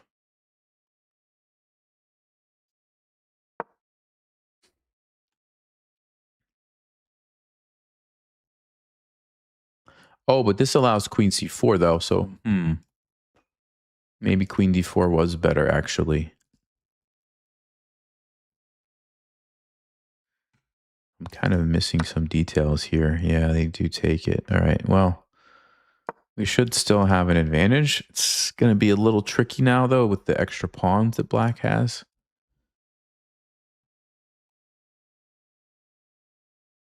But I'm thinking once we get the rook on a good square, the knight and the bishop should be better.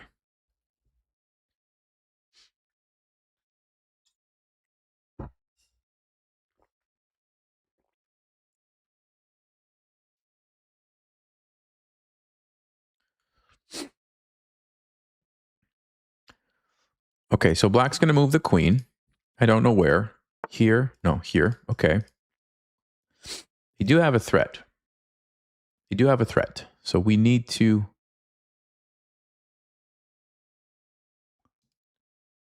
Ooh, do I have a trick here? Hold on.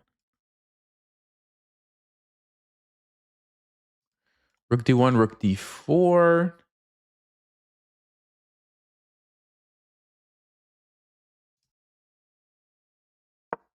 Yeah, I think that works. So we're kind of defending this tactically. Of course, they could take the knight, but I'm going to get a rook. So it's costing them a rook for a knight and a pawn, which is not a great trade. Now, that endgame is not going to be easy to win because they will have 3 pawns for the bishop, but it should be good for us.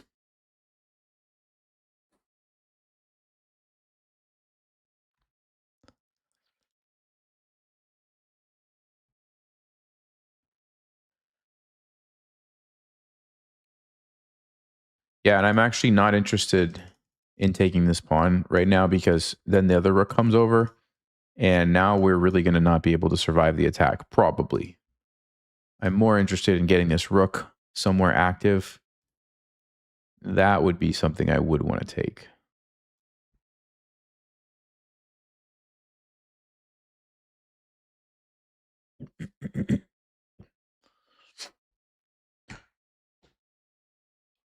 Yeah, they're +1 material because they have a rook and 2 pawns, which is 7 points, and I have a knight and a bishop, which is 6 points. But practically speaking, the knight and the bishop is usually better. Although rook and 2 pawns in an endgame, if these pawns are healthy and start pushing down the board, they can definitely be better than the knight and the bishop. So it's probably pretty equal, actually. It really depends these next couple of moves on what's going to happen with these pawns here. Or is black going to be able to defend them and push them down the board nicely, or are they going to fall apart, which is what it looks like. It looks like, you know, I'm just going to be able to take and get some tactics going here. So we'll see. We'll see what they do.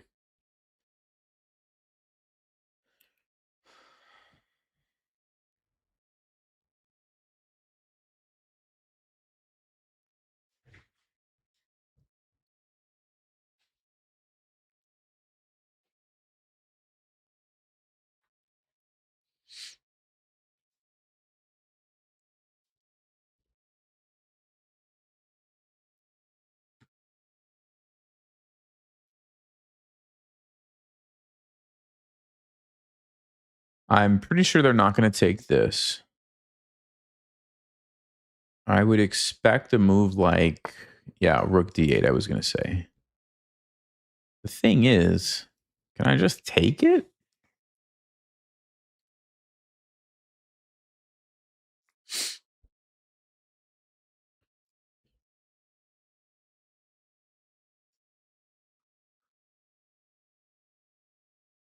So what's the idea? They take, I take here, check. They move their king, I take the rook.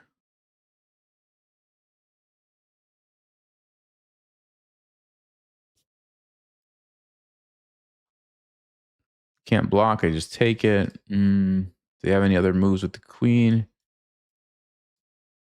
Yeah, I don't think so. So this is what I was saying. Like, it looks like they're not going to be able to hold on to their pawns. So we probably will end up being up material here after we just start taking some more pawns. If they could have figured out a way to defend them and push them down the board, it would have been a different story. But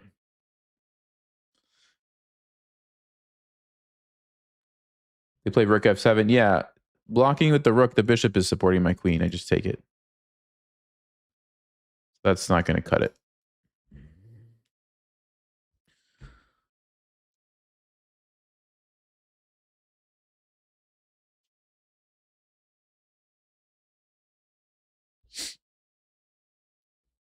So this is common, right? Like where, you know what you want to do in chess, but it looks like your opponent stops you from doing it. You want to take the pawn, but they stop you. So what you have to do is look for, okay, is there a tactic that allows me to do it anyway, right? And that's what I think we found here.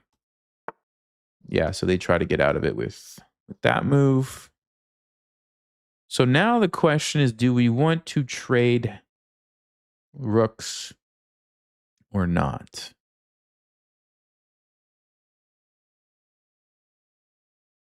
I might even have this move, actually. What's the point? Well, if I can trade a bunch of stuff, I think the endgame is going to be better for us. So queen d4, the threat is I'm going to take their queen. If they take me, I'm just going to take their queen. If they take me, I'm going to take back. They take, I take. We're going to win another pawn.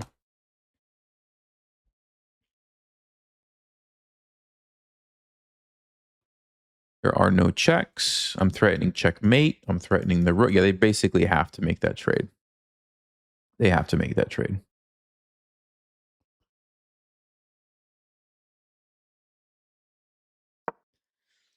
So here we go. They do have e5. They can play e5, but I still like that endgame for me. I still like it. So they're going to take with the queen, only move. And then I think they're going to play e4. They should play e5. And then I think I will. Actually, will I trade the rooks? I don't have to trade the rooks. The problem if I don't trade the rooks is they're going to be able to invade here, which we don't want. I think we need to trade the rooks. Yeah, they do play e5. That's a good move. Oh, I could play rook d6, though, actually. Rook d6. Buttoneer, you've been traveling last few weeks and haven't been able to attend class. Oh, man. It's all right. You're here now. You're here now. Let's go. Yeah, let's do this. I think this is good. What's the point? Well, the point is if I take, they just take me. Now they're threatening to invade and I'm on the defensive, right? But if I go here, now if they trade, I'm the one on the offensive. They have to start defending because I have a potential check here, which looks very nasty. And I also have this pawn, which is under attack. So I get to do the attacking in that scenario. We trade on my terms, basically.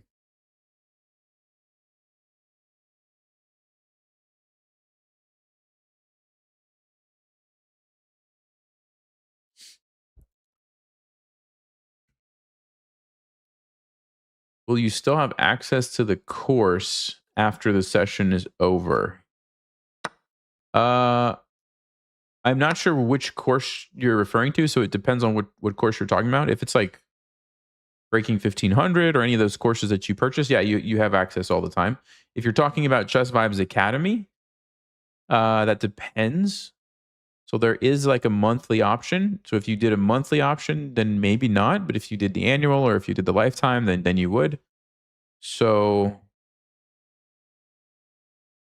yeah, I'm not sure. I'll have to Chess Vibes Academy. Yeah, so it's usually a monthly thing.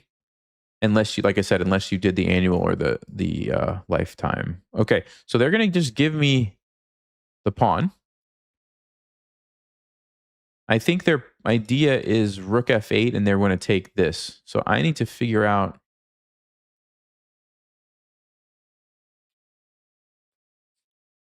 We also have a check. We could set up a discovered check, but unfortunately don't have anything I could take.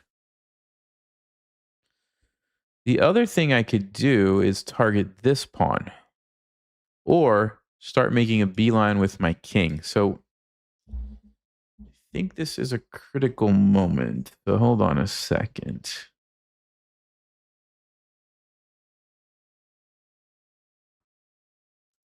I would love to take this pawn if there's a way I can stop the rook from coming down here, but I don't think there is because g4, there's g6.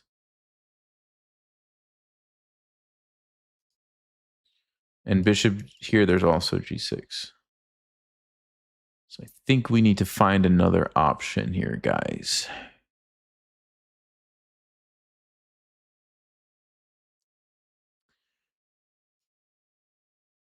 I like knight c4. Just target the pawn. I like knight c4. There's also bishop here. Where's the rook going to go?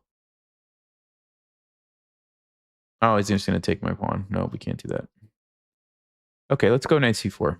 So I'm trying to get this rook to be stuck guarding a pawn. That would be fantastic. And if black, okay, there you go. If black has to do that, then they've done something probably wrong and we might be in good shape. Now, I do have to watch out, though, if they play here. I just noticed that. Just noticed that. I didn't see that before, guys. I thought I was going to be able to bring my king, but then I walk into b5. Ah. If I go there, b5 takes, and I move the knight. No, we got to keep this pawn. I think we have to keep this pawn alive. Okay. I'm going to go back. I kind of messed up. I'm going to go back. I mean, I say messed up. It's not a huge blunder but I think I should have just started with the king right away. All right. Well, now we're going to do it. Okay. Now I could go towards the center and defend the knight, or I can immediately go for this pawn.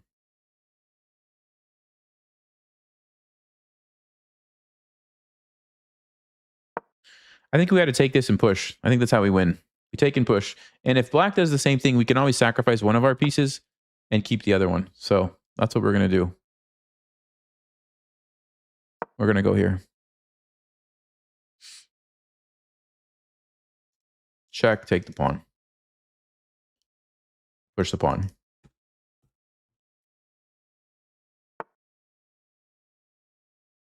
Okay. Now, they are going to get a pass pawn. But like I said, I should be able to sacrifice my bishop at the right moment. And in theory, my pawn will win. So let's actually try to calculate this if we can. So a5, e3, takes, a6. Let's just say a push. So I have to actually spend time to stop it. Oh, actually, no, I have to be a little careful. So a5, push, takes. How about bishop here, king here, a6, here, takes, a7. They move. I get a queen. They take. I take. It's actually not so simple because their king is over here. Uh-huh.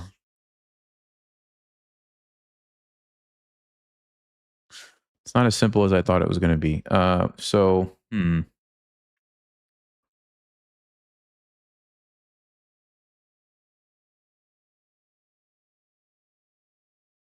have an idea. Let's go here. Let's take. Oh, he takes with the king. See, that is probably a mistake because now I'm going to be able to just plant my bishop here and defend a lot easier. I think that was a mistake. Yeah. Okay, let's go ahead and slow down the attack. Yeah, I think black should have taken with the pawn. They needed to start creating the threats immediately, but I was going to play bishop c4 and stop them. So we'll analyze that after the game and see. But now, yeah, now they're in trouble, I think, because I'm going to just go here.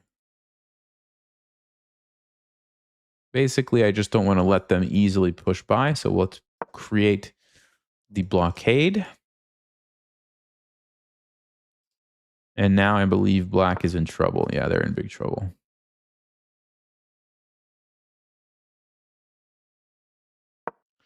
So if they sacrifice the pawn, I can take and I keep this guy defended.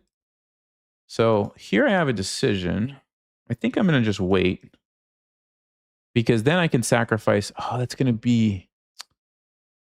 Hold on.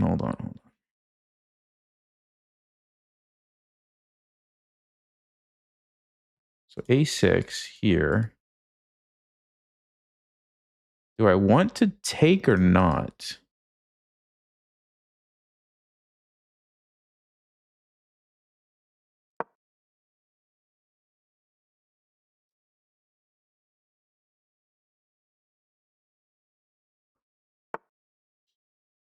So takes. They take. I push. They move. I get a queen. They take. Do I have a way to get the pawn? Or do I have to sacrifice the piece? That's the question, right?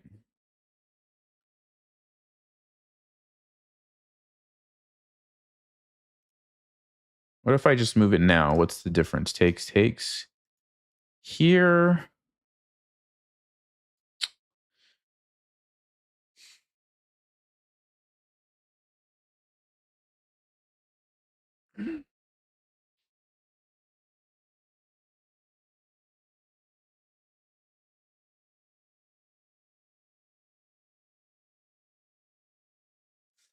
Aha. Okay. I have a sneaky idea here, guys. I have a really sneaky idea.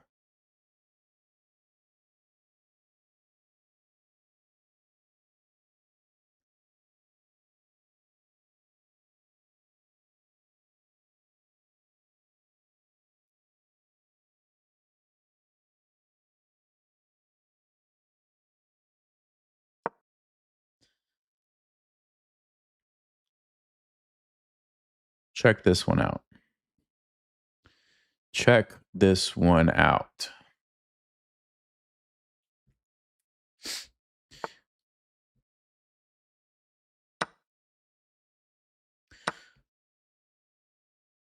Let me just double check. Hold on.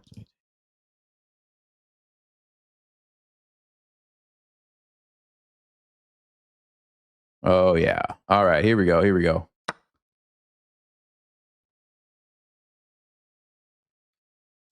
Of course, if I get the queen, takes, they push, I'm probably going to have to sacrifice the bishop.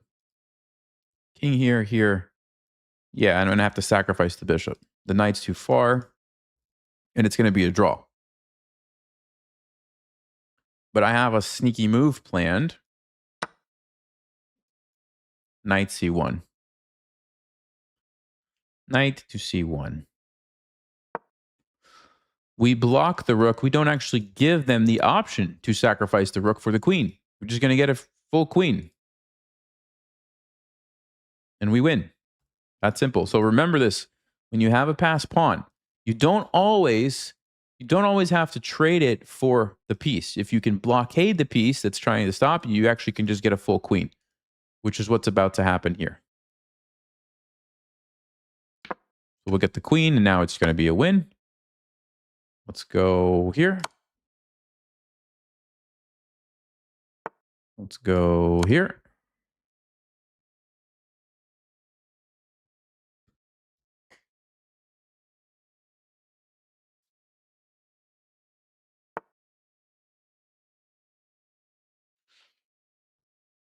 Yeah, we'll analyze that position because I see some people are confused about the why we couldn't just get a queen. So we'll talk about it. Let's see. There's got to be a fork here. Let's set it up. Now wherever the actually, let's see.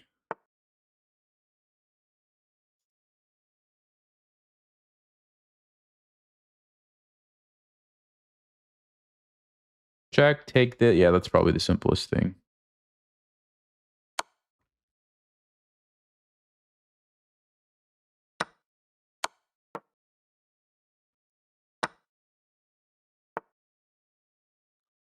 And super easy way to stop this, you just plant the queen in front of the pawn and they can't do anything. Then you just bring your king over and it's an easy win. So like if you're in time pressure, you know, just put the queen in front, pre-move your king marching around or something, wherever you need to go to, you know, to take the pawn. Okay, that was an interesting endgame. So let's actually talk about that. Check the game review here.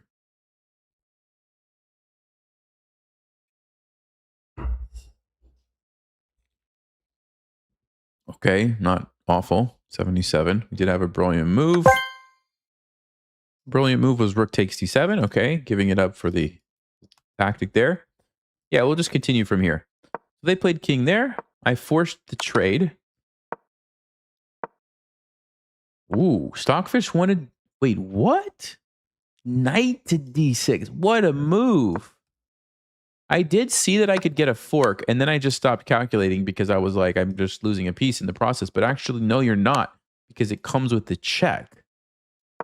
And then you have a follow-up fork here. Ooh. Very sneaky by Stockfish. Okay. But I did this.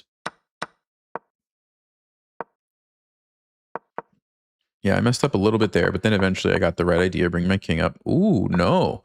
Stockfish wanted knight c4 now to not let the king up. Apparently, this is a draw if black does everything correct.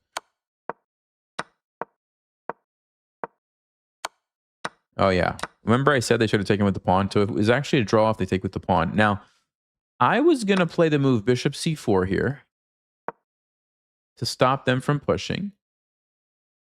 The only move for black is king c3. The problem is, well, is there a problem with just pushing? Yeah, this is what I thought. They were going to sacrifice and take my bishop, and now they're going to get a queen too. Until we actually just... Even though I get it first, it's still a draw. Because they're... The only thing I can do is really just check them, and check them, and check them. And then their queen's eventually going to be able to move if I stop checking them, and that's why it's a draw. Yeah. So that's all they had to do. They just made a huge blunder when they recaptured with the king instead of the pawn. That was the really big mistake from black. Because now it's easy for me to kind of slow them down here. Okay, so that's what I did. I slowed them down. And then, yeah. So, okay, so this is what I was initially thinking, right? Let's say they take me. I was going to get a queen. They take. I take. The issue is I can't stop this. The only way to stop this is by sacrificing my bishop, right? My king is too far. My knight is too far. And there's nothing I can do to stop them from just pushing. So I can try, but I'm too late. I have to go here and sacrifice. This is a draw. You cannot win this way, right? If I had the knight and the bishop, we could have seen a knight and bishop checkmate, which would have been interesting. But so remember, you don't have to always sacrifice the queen if you can blockade it. And either move actually would have won, bishop or knight. I decided to keep the bishop because I felt like it's more useful here. But you could have also blockaded with the bishop, same kind of thing. Oh, the other thing I didn't want them to check me. So that's why I felt like, leaving the bishop was the best choice, but it really doesn't matter. Once you blockade, then they can't stop you from getting the queen.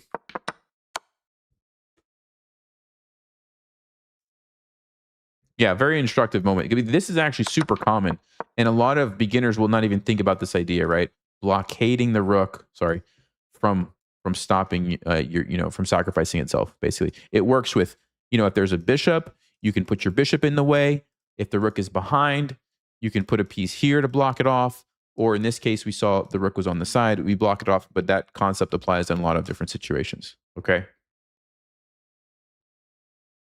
You don't understand why? Yeah, I don't understand why he took with the king either.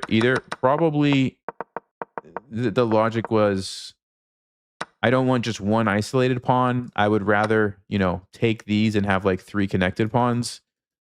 And he just failed to realize that you're not going to be able to take them easily once I get my bishop there. That's probably what happened. Or maybe didn't realize that after this move, when I push, if you don't see that you can sacrifice the rook, you might think that you're losing, because what are you going to do? If you do this, maybe he thought this position was a loss. I don't know. Okay. What about A8 queen without moving the bishop from that diagonal? It doesn't really change too much if you're talking about like here. Like if you just push this. Yeah, I just wasn't sure what was happening after this and this. It's probably kind of similar situation. Yeah, same idea as what the engine is saying. Hey, Chris, thank you. Appreciate it. Thanks a lot, Chris. All right, let's play the next game. That was a good one. Nice instructive endgame there at the end. Okay, we've played this person before. Well, let's see what we can do. I don't really want to play against the French. So I'm going to play the move Queen E2. This is what you play when you don't want to play against the French. You play Queen E2. They can still go there, but it's not going to be a French. It's going to be more like a Scandinavian, because then if they want to take, they have to take with the queen because you've pinned their pawn. So, bathroom break. Be right back.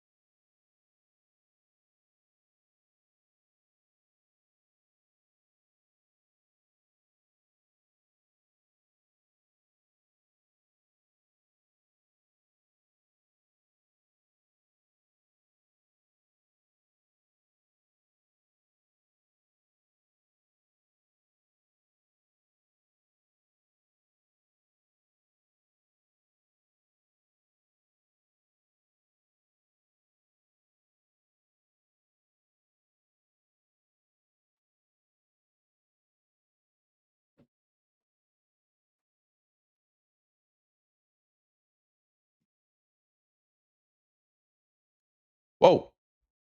They're still thinking? They're still thinking?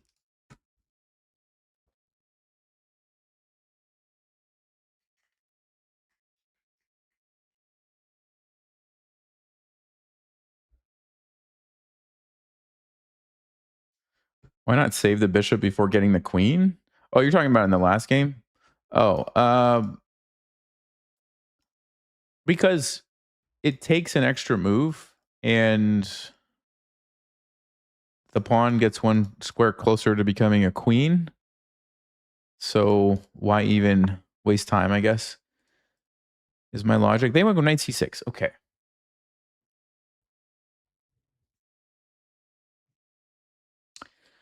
I think I'm going to play c3. I could also play knight f3. Knight f3 would also be reasonable. Yeah, maybe we'll go knight f3, actually. I was going to play c3 and go for a King's Indian setup, but I can also do a King's Indian setup this way.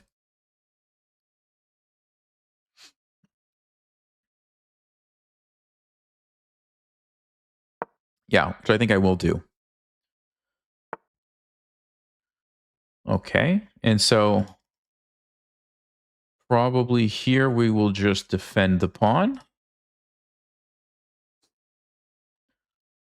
I don't know. I mean, this is interesting. We could take. Then we can feed Cheeto over there.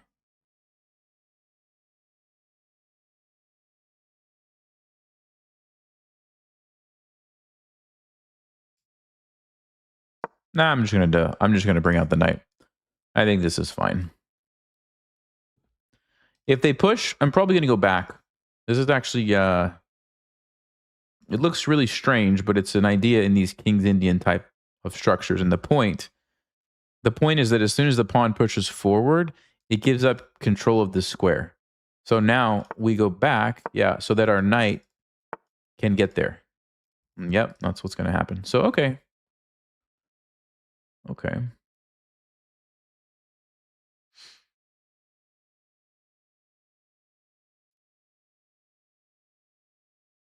So we'll go g3, we'll go bishop g2, we'll castle. It's going to be like a King's Indian defense, basically. Except a very weird one because of how we ended up here, and some of the pieces are a bit awkward.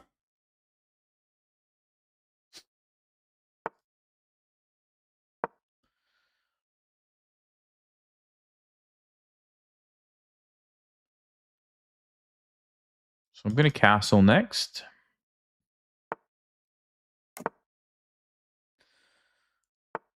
Uh-huh.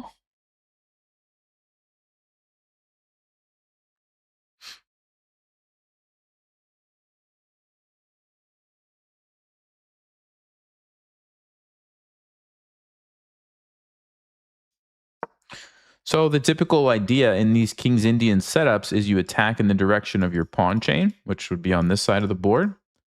And so we need to play f4 to do that. So the knight's in the way. So we move the knight out of the way.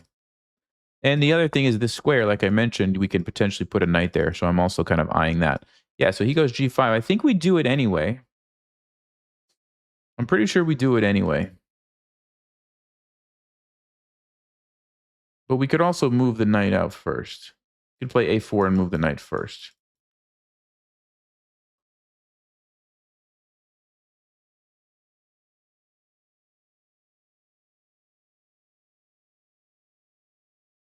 Yeah, maybe I will just get a few more pieces out. Actually, let me think about this. Let me think.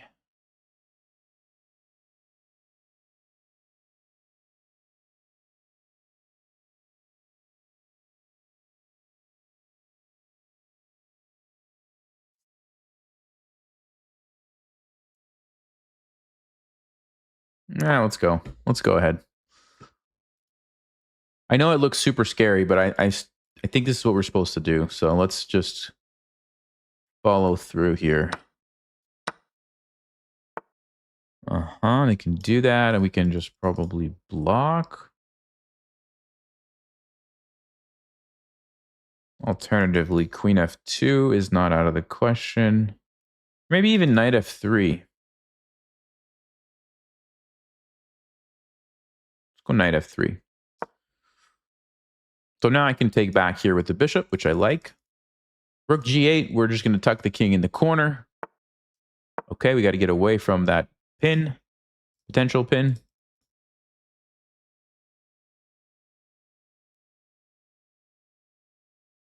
Yeah, it's just like a King's Indian, except with the King's Indian, you'd be playing black and against, white who plays d4. And instead, we ended up there from a French defense, which is very interesting.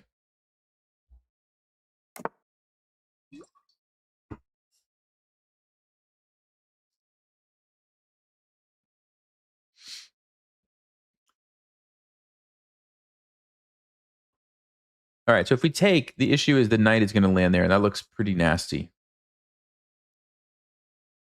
I don't know if that is the right decision. But it does open things up for our pieces. I kind of feel like we should just bring the knight into the game.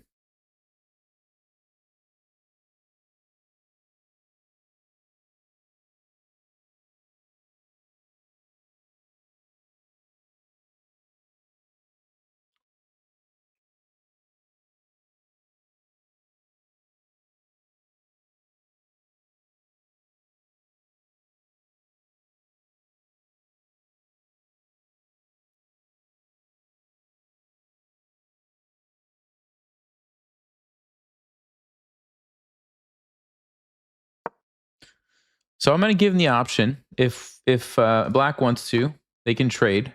It does ruin my pawn structure, but they give up the bishop pair and they open up a file on their king. So I think that's a fair trade, and I'd be happy with that dynamic. So I'm going to do it. If they don't take it, then the knight's coming here, and I didn't want to block my bishop because if I would have gone here, then they could have taken, and that might have been an issue for me. I want to make sure I can recapture that with my bishop. So that's the idea. We'll see if they take it. We'll pre-move that.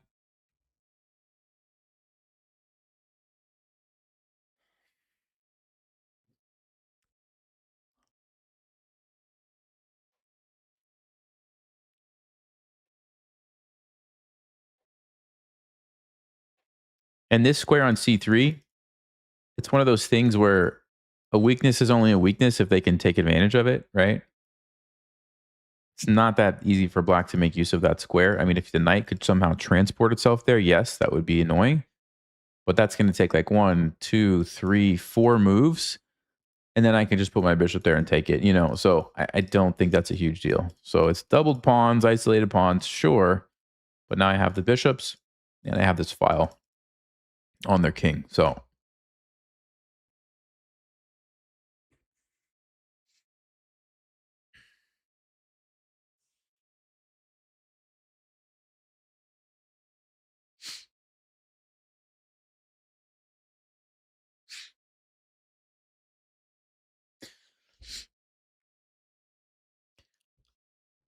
yeah, f5 is a move that I'm definitely considering, but it kind of looks like I'm not going to be able to attack much afterwards. Okay, so they take. So we recapture with the bishop. That's a pretty obvious move, I think.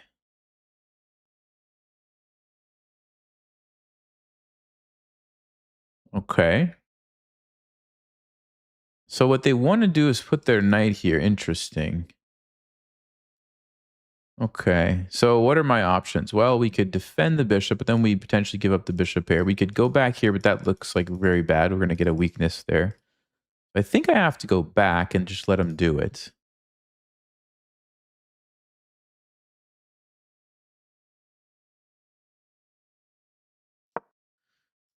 I do want to get my knight to c4 if possible.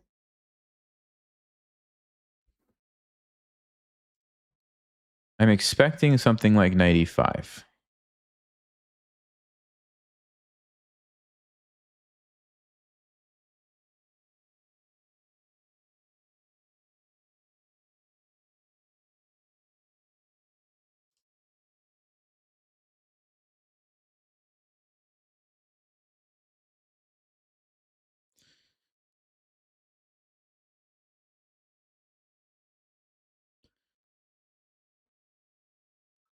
They might play bishop d6 though too. Bishop d6 looks pretty good for black actually. Knight c4. I wonder if they could sack. Man, it's gonna get pretty crazy here real soon, I think.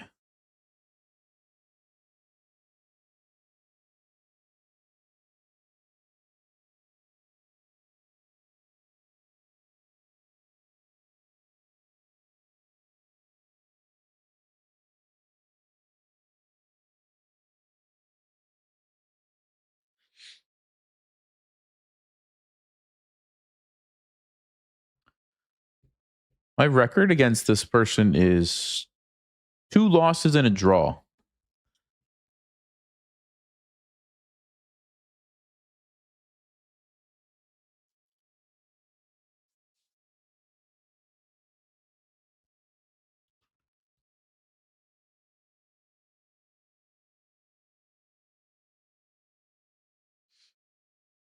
Yeah, the pin is not a huge deal right now because they don't really want to give up this bishop, I don't think. So, yes, I can't move my knight, but it's well defended and they don't really want to take it. So it's just kind of sitting there. It's also their bishop's kind of in the way too. So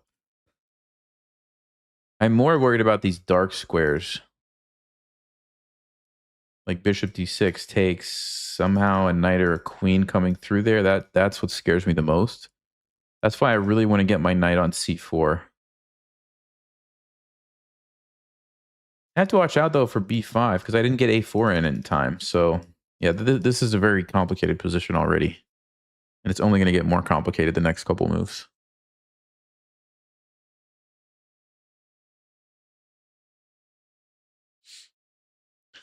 Yeah, no, we can't play h3. I mean, there's a fork, but even if there wasn't an immediate fork, it would still be opening up that square in the future. Not to mention, they could just take it. So I don't think h3 is ever a move I'm going to be considering, at least not for a while. Move is definitely knight c4.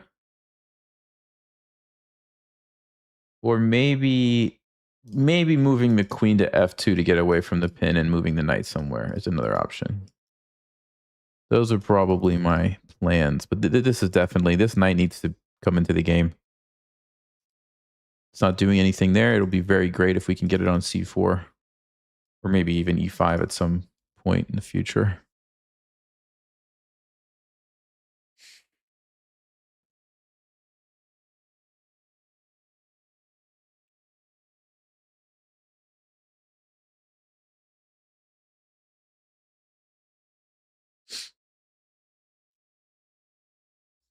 Yeah, you missed the opening, but yeah, it was a French defense turned into a King's Indian attack, basically. Okay, he goes for bishop d6. So I'm going to go knight c4. What's his plan? Bishop f4?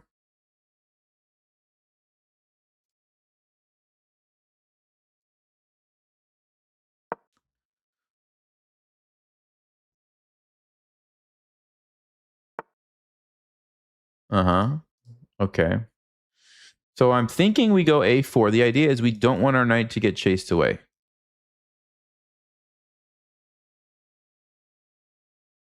But first, let's check if we have any surprising moves.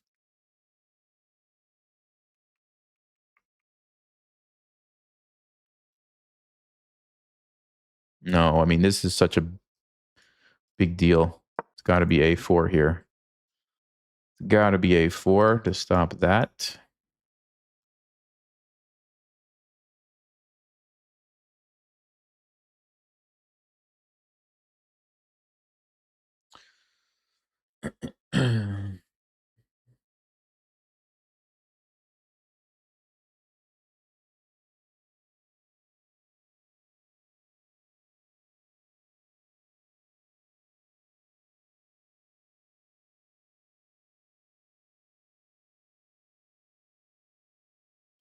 Yeah, maybe now's the time for queen f2.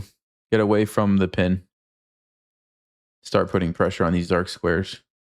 Or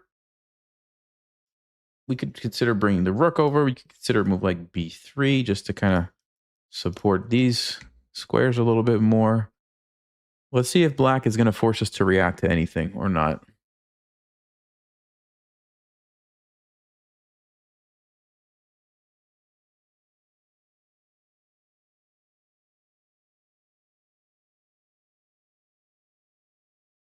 Okay, I mean, I guess even bishop e1 is not out of the question. We could reroute the bishop maybe to h4. Looks like a decent square. Kind of improves it, I think. Although we do lose the control of this, which I don't know how big of a deal that is. Hmm.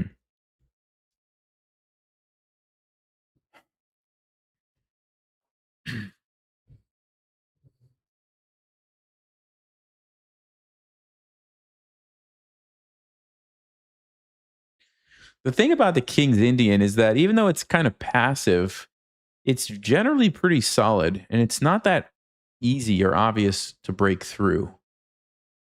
So yes, black has a very impressive looking position, but do they have something to, to actually attack? It's not that easy for them.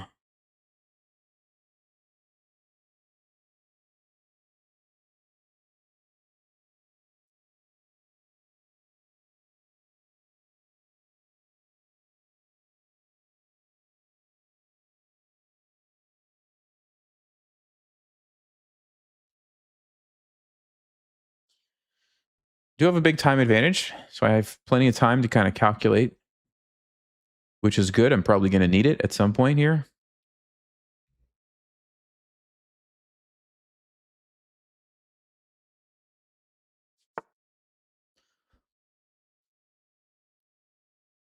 Okay.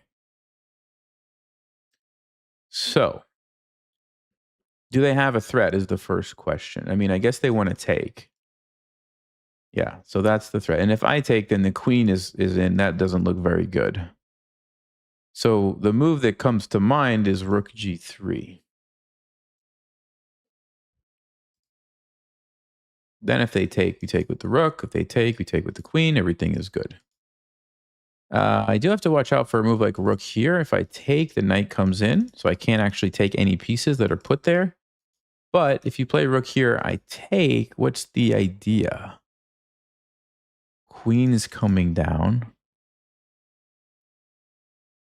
Okay, but on rook g3, what if I just play bishop e1 there? Yeah, that should be fine.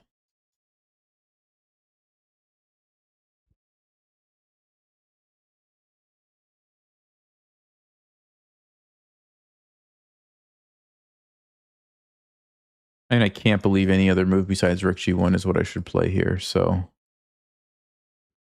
I think I'm going to do it. Rook f2, I guess. Hold on. Rook f2 might be better because then we could bring the other rook. But rook f2 runs into like bishop g3 stuff. Yeah, I don't like that.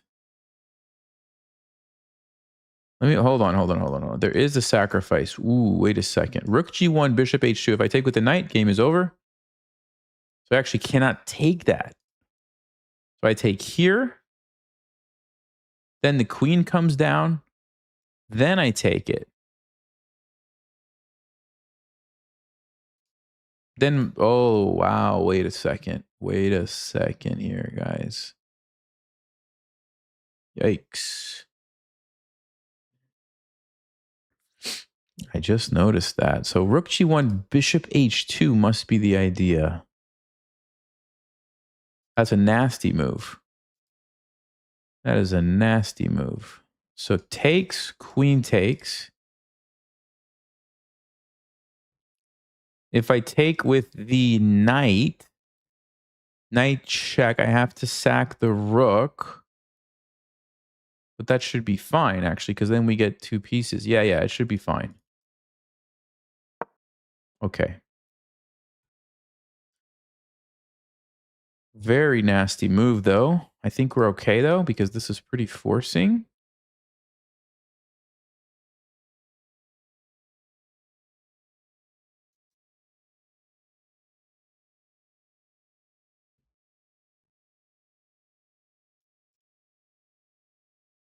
If he trades rooks first and then takes, it's the same deal, I think, right?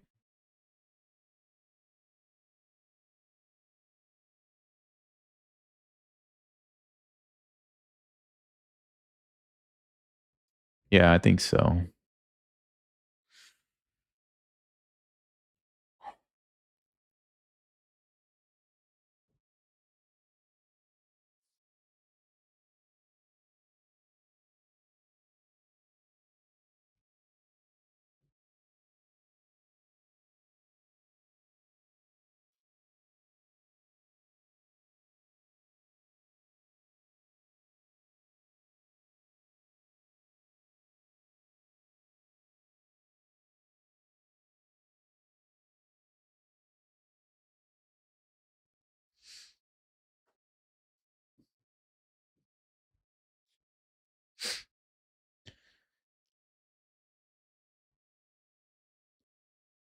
You know they want to do this, but I don't think it's working.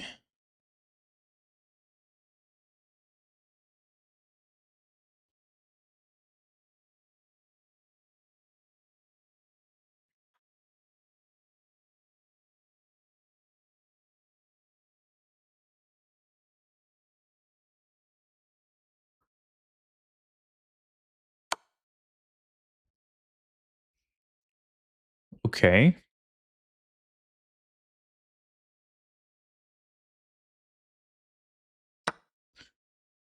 So of course we take back.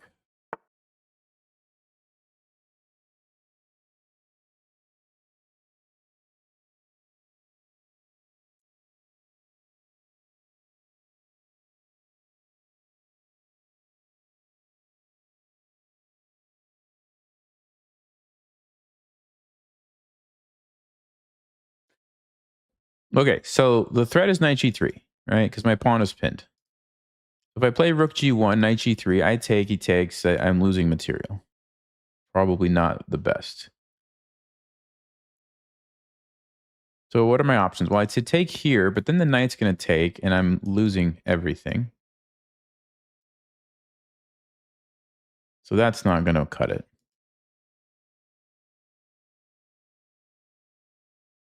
Bishop e1 might be what I have to play, but that's awkward because it cuts off my rook. King g1, we get away from the pin. So then knight g3 is not as big of a deal. The pawn is actually effective. The thing is, check, we just take. That's fine. Takes, I just take.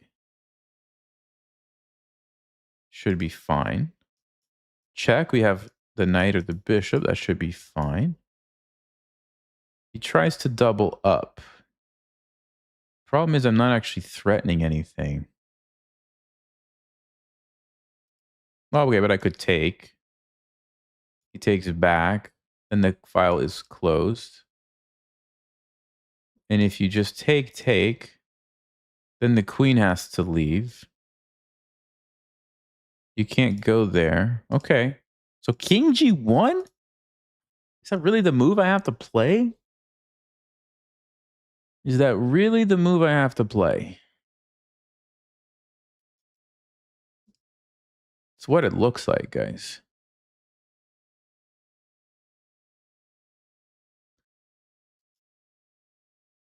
Queen f2, probably not good enough.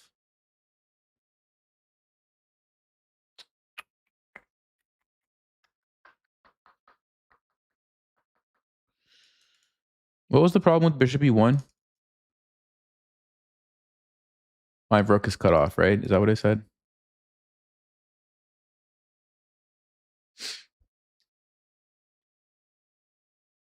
But if I play king g1, what if they just like move their knight? So now they have the threat of doing that. What is my plan? What's my plan there? Do I have a plan?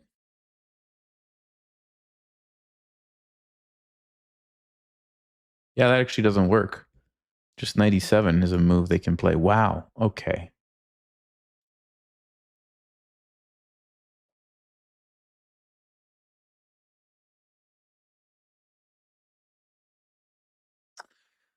Yikes, guys. So what does this mean? What, I have to play bishop e1 and hope for the best?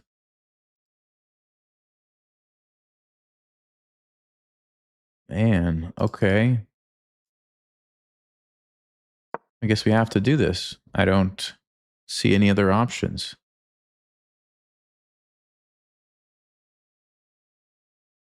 We have to get control over that square. That's the key. It is the key to the position.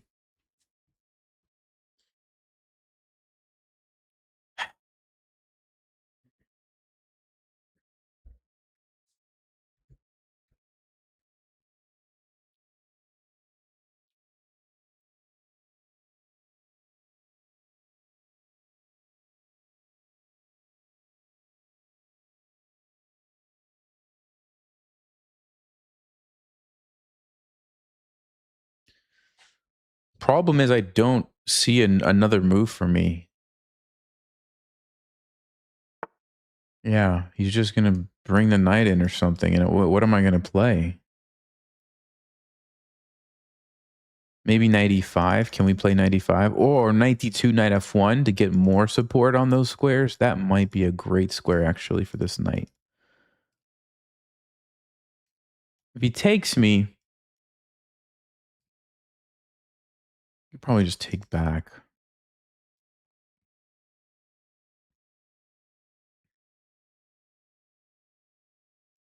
Yeah, if we get the knight on f1, we might actually be able to survive.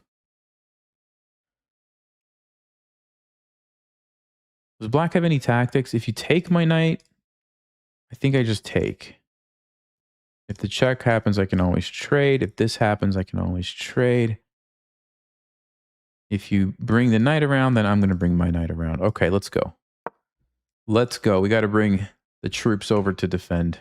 We need to defend these squares. This is critical. Absolutely critical.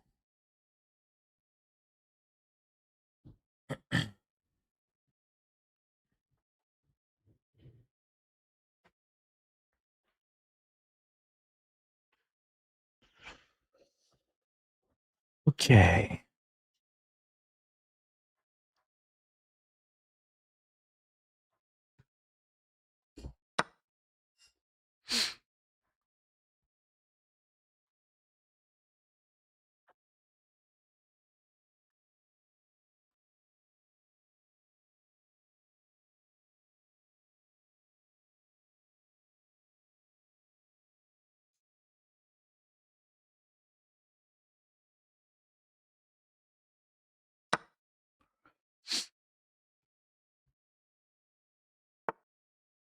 Oh.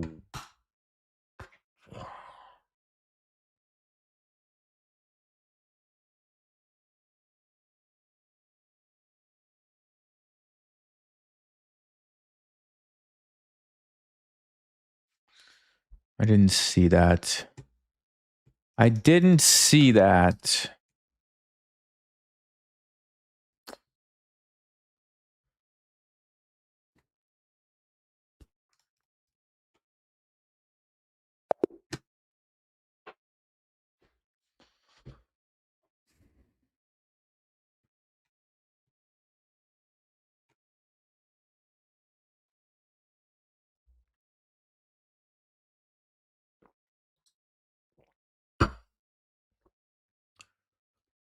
Yep. Just blundered at the end.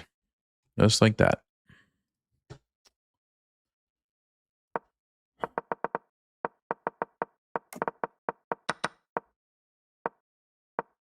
What was my mistake? Let's see. Actually, yeah, Stockfish says F4 was not the way to go. I think the problem is I did it too early. I think I needed to get some control over here. Yeah, that's what Stockfish is saying. You have to like get the knights in position first.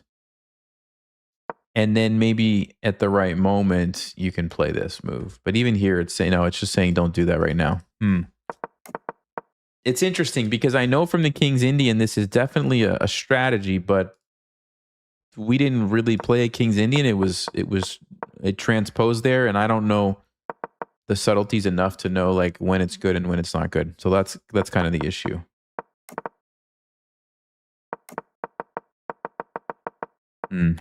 Should have just played something against the French, but I really don't like playing against the French. I was trying to mix it up. Yeah, and at the very end, we actually were equal. We actually were equal. The move here was Queen F1. What's the point of Queen F1? If the knight jumps in, we're going to take it. Oh, the point is you're attacking the queen, but aren't we losing material here? Oh no, we get two pieces. We get two pieces, so...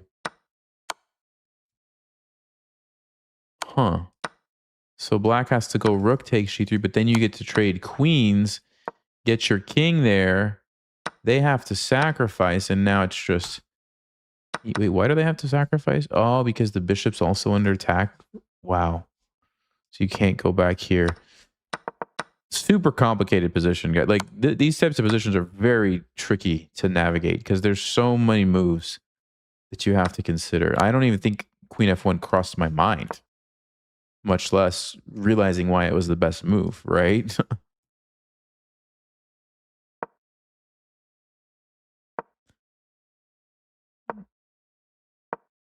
And then here, I could have played Bishop H4. Again, didn't even cross my mind.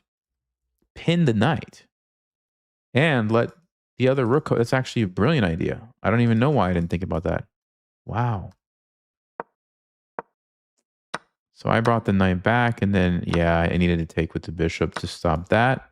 Allow the check. Just sacrifice it. And play knight G1. Then bishop E1. You're going to get your piece back. And it's actually a small advantage to white.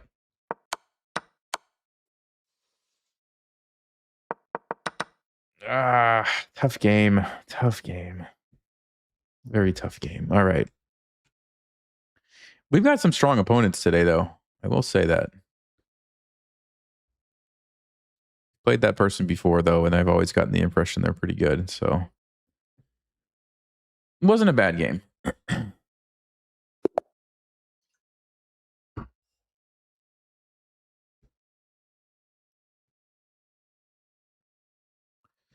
Okay, here we go.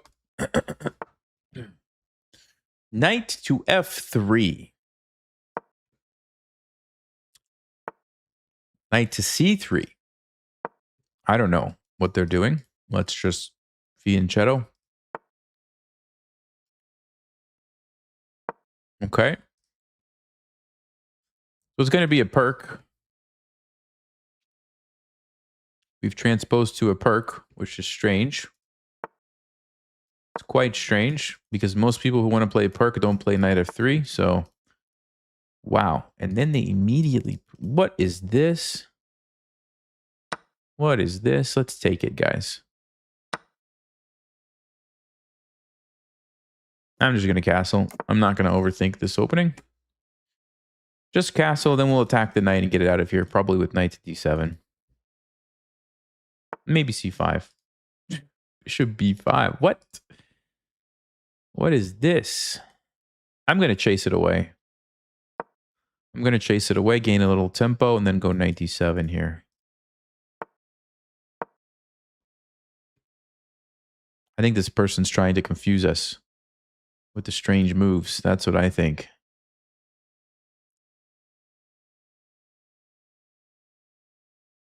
Knight to g4. So if we trade and go knight to g4,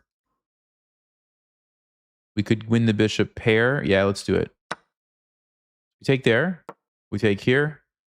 And we go knight g4. And I think they have to trade, because if they don't trade, you're going to lose a pawn.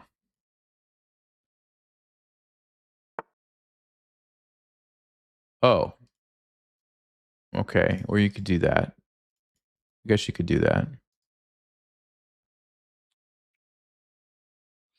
But is that a good move? Hold on, hold on.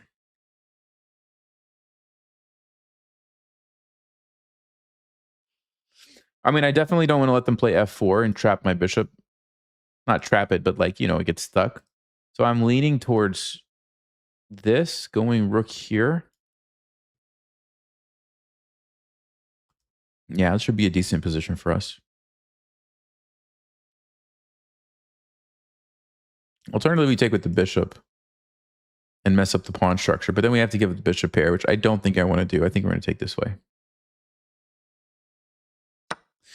Yep, let's take this way and go rook e8.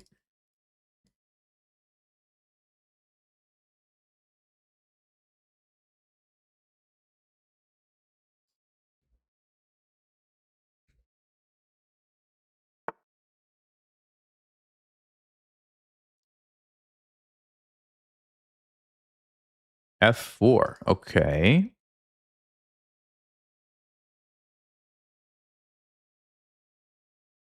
Let's go back to G4. Hold on. If we go back to G4 and H3 happens, do I need to be concerned by that?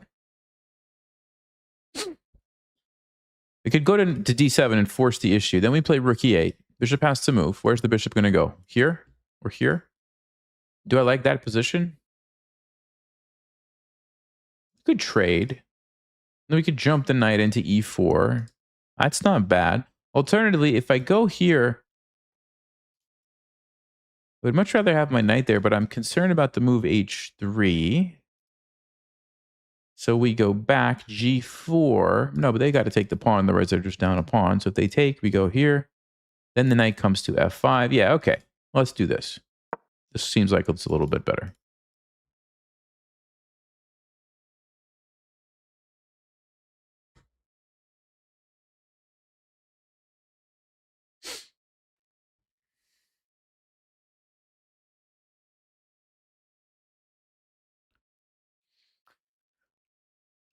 So white has two options that I can see. You either chase my knight now, and I'm going to have to reroute it to F5. You try to stop that with G4, but then it costs you a pawn. So I'm going to have time to defend it. Or you take the pawn, but then you have to move your bishop, and I have time to jump my knight into a nice square. Or here as well. So if they move the bishop, my knight can jump in to these squares. I think white's playing a little too quickly and creating some weaknesses in their position. So now we go rook E8. And we have B6. We have this if we want to mess up the pawns, but I'm probably just going to play knight here.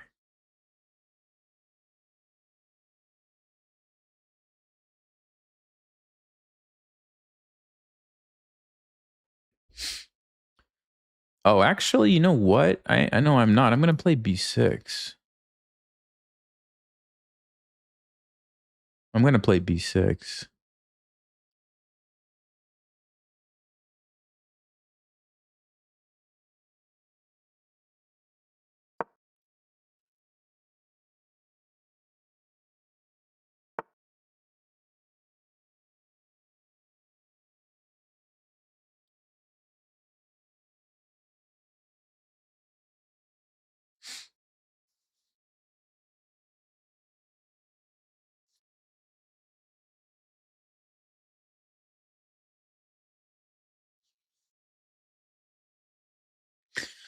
So the reason I wanted to play B6 is because I have this pin here, which I would like to take advantage of. So I'm going to go with bishop A6 to put the pressure on this bishop here.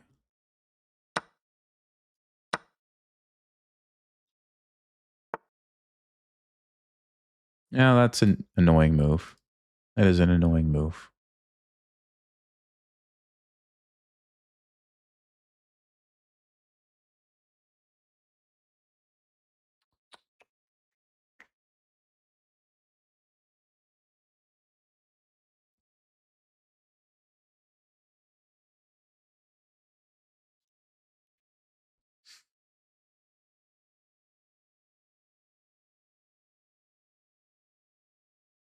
He's going to go king F2, and I have to make a decision here. I guess we trade the bishops.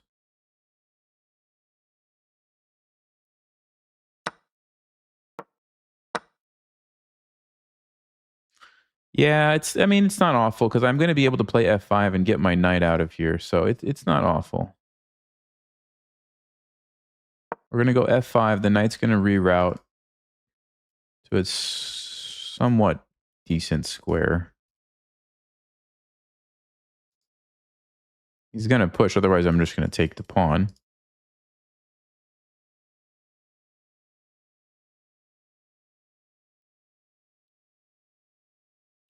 You know, I wonder if I messed up. I wonder if...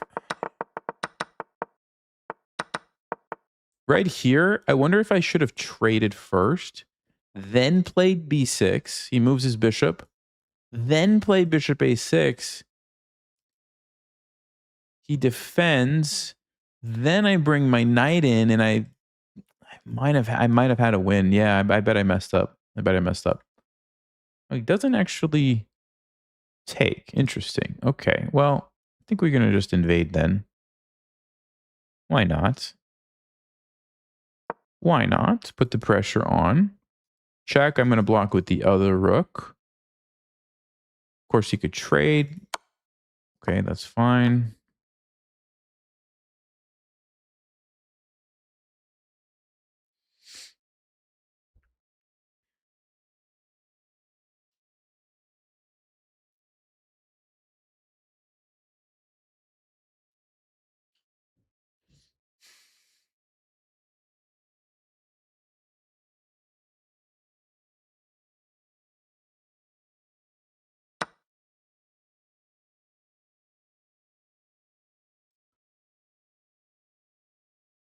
Whoa.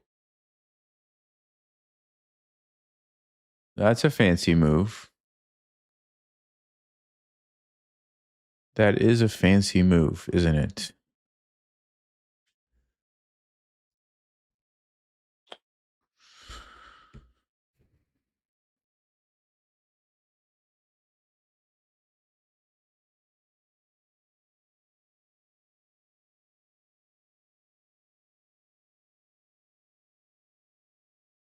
Yeah, I did not see that at all. Okay.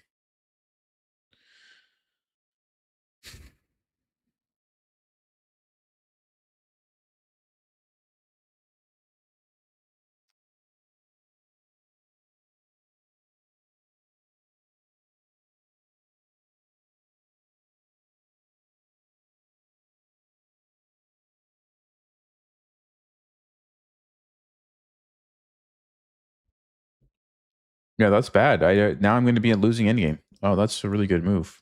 Hmm. It's a really good move, actually.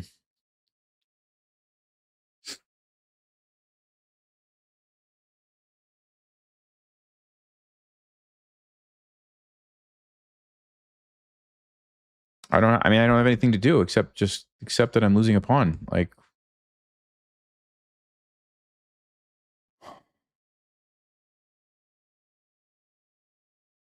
okay.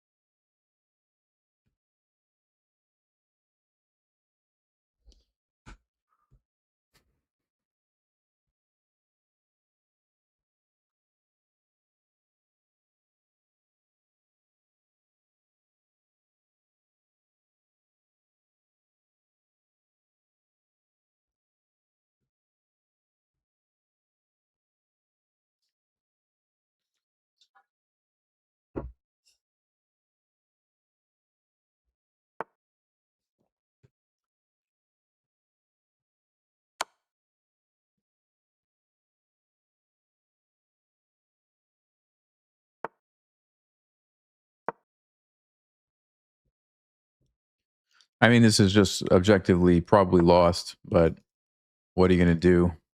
I didn't see that move at all.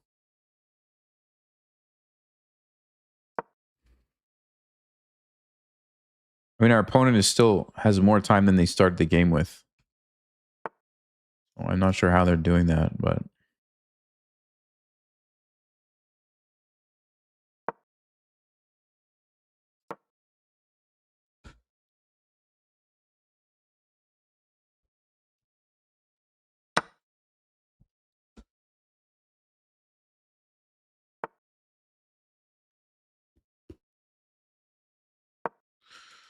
I guess we target the pawn and try to bring my knight around. Hopefully they make a mistake and get forked. That's basically what our plan is. Try to fork their king and rook with our knight. That's the only plan I've got, guys. Is the only plan I've got.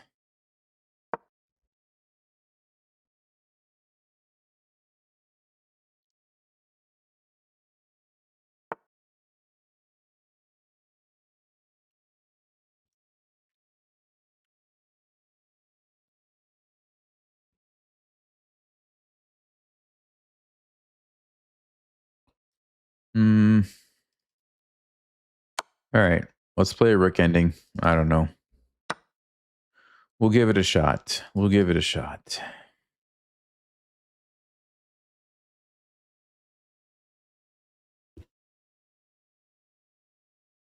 Hmm. Hmm.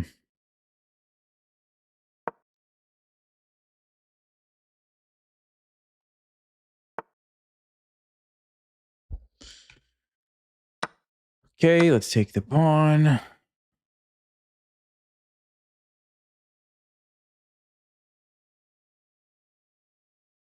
What should I do now?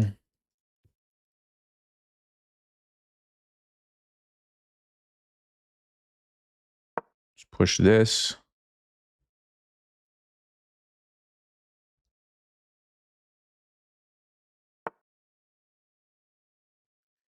He doesn't seem to mind. This will push it again.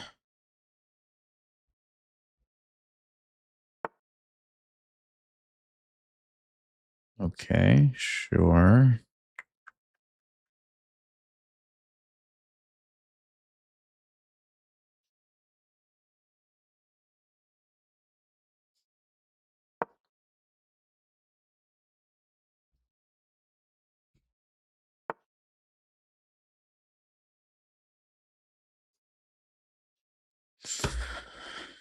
He's going to go there and take my pawn. Let's see. Do I have anything I can even do? I don't think so.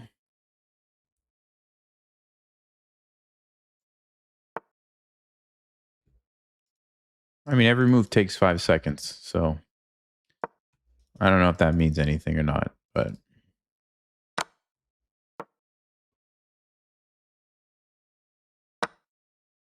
I mean, it takes him 4 seconds to recapture the rook. So, okay. Man, this is getting pretty frustrating, guys. I'm not going to lie.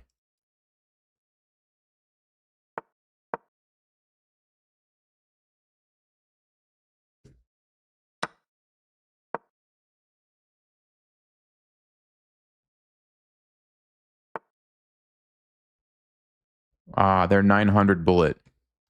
They're a 900 bullet player.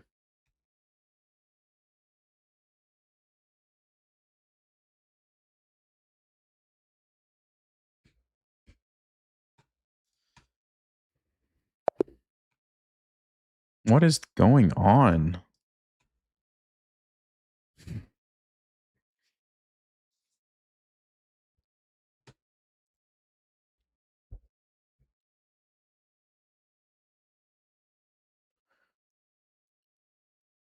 Yeah. Okay. I mean, so it's kind of weird the way you started the game too, because like most people who like to play E4 types of openings, you're gonna play E4. Like if you like E4 openings, you play E4. If you don't like E4 openings, you like these types of openings, you play Knight f3. So I was really surprised when here he plays E4. Because it's like, huh. And then I guess it was right after this 40-second think. Let's check the moves from here on out. We had a small advantage.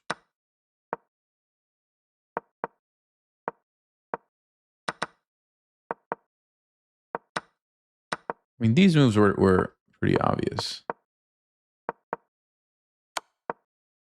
It was a good tactic.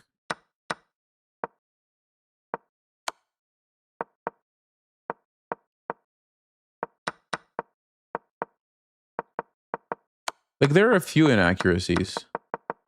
Maybe it was legit. Maybe I'm just that bad at chess. I don't know. It's just weird. Like, it's just weird getting smashed by 2200s who don't even use their time. Like, it's very strange. It's very strange. And then the 900 bullet rating. I don't know.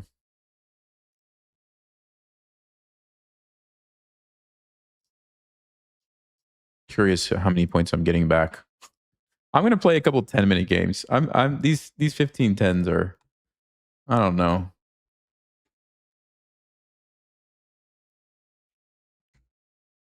There's an extension that shows the risk of cheater before you play them. Huh. Wait, what's it called? Chess risk score. Okay.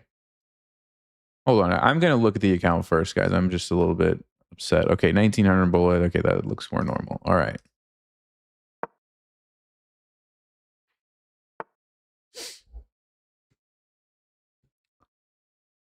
F4. That's kind of a strange move against C5. It's kind of like a Grand Prix attack, but that's shouldn't cause us too many problems. So let's just go with G6 here. We'll put the bishop here. Yeah, so they're doing like a King's Indian type setup. Okay. I'm going to put my knight here.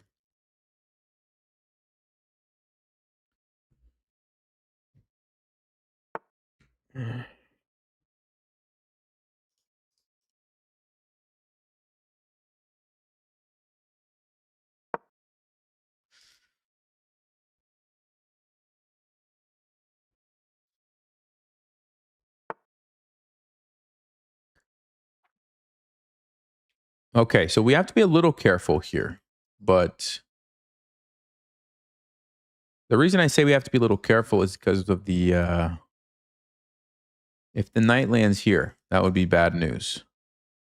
So our options are we try to put our knight on f5 to support that, or we just play d5. And if this happens, what? What happens? We have to go bishop f8. Maybe I will go for my knight on f5 instead. So knight b5 or knight e4, I'm going to play knight f5. It comes with a tempo on the bishop. When they move the bishop, then we can chase the knight with like d5 or a6. That should be the way to deal with this, if I'm not mistaken.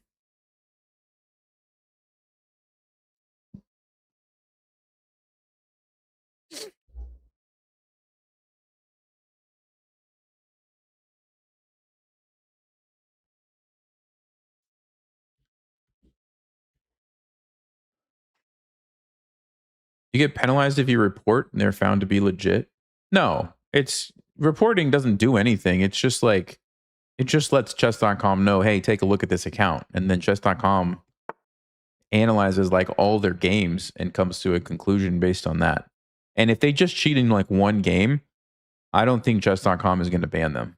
It's more of like, do we see a pattern of over enough games that, okay, yeah, this person, you know, because they don't want to like accidentally ban people, right? So they try to err on the side of like, we'll give you the benefit of the doubt. So yeah, it's just like a let them know to take a look, basically. So they don't want the knight going there, which makes sense. But the thing is, h5 is usually a pretty good response here. So the point is, if they push, then we've opened up the f5 square. If they take, we take back, we've activated our rook, and we've opened up the f5 square. And if they ignore it, we're going to take and attack their knight. Now, they could get their knight on d6, but we could also just tuck our king, and it's not the end of the world. It's annoying, but this is going to be annoying for white too. So it's kind of a trade-off. And then we go knight f5 next, and then we hopefully trade off the pesky knight. So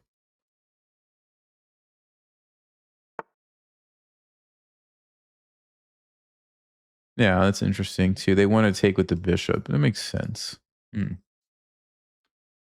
So maybe now is a good time to take and play d5.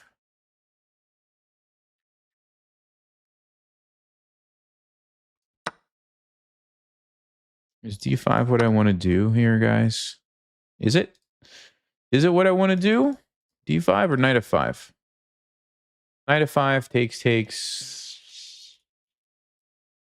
d5 looks good. They could still go to b5, but it's not a huge deal. I don't think it's a huge deal. They're going to play knight b5 for sure. It's literally all of their moves since they've played e5 have been, oh, nope, never mind. That is very surprising. I thought they were going to go for it. Okay, well, I'm happy to see this. I'm happy to see this. Because now we don't have to worry about those shenanigans with the knight coming into d6. It opens up our bishop. Our queen is active. I don't know where white's king is going. I'm, yeah, very happy to see this. Very happy. They were one of those people who thought en passant was forced. It's actually not. It's not forced. You don't have to do it.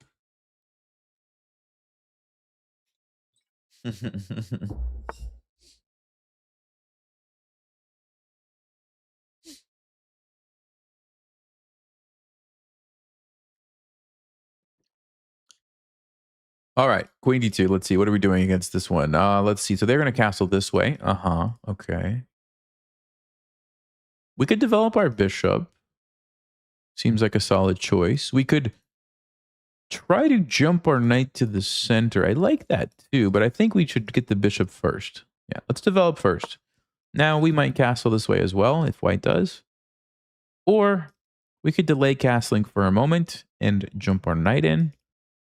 Although then we might have a problem castling actually. No, we could play f5. Never mind. We're fine. Oh, f5. What am I doing? What am I doing?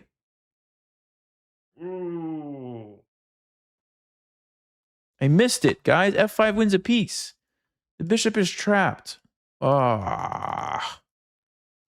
Nelson. Okay. They didn't see it. Now we should be able to do it. Bishop is trapped.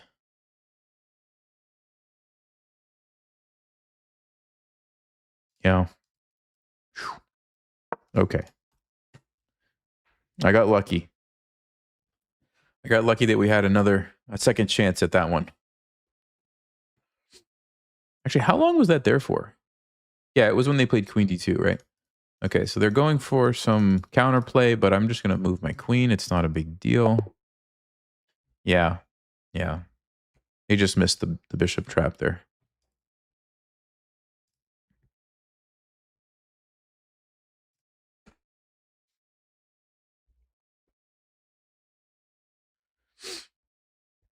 Okay. See, that is why the last game is so suspicious. That felt like a legit player. He was trying, kind of an interesting opening, a little bit offbeat. He tried to trick us. He made a few mistakes and lost the game. The last guy and this person spent some time. Last opponent didn't use any time. Didn't make really any mistake. It was like small mistakes. I don't know. It just feels like those two players, were not on the same level, right? Even though they had the same rating. You guys understand what I'm saying? It just has like a different feel to it. Anyway. I thought they were going to go knight b5 here, but apparently that's not a good move. I actually was supposed to play d6. Why d6? Oh, because Stockfish wants this trade to happen. That's why. It wants the trade to happen, and if you play d5, they can just go back and not trade anything. And Stockfish says, no, now you're too cramped. It wants to make sure that even if they do something else, you can just make the trade yourself. I see.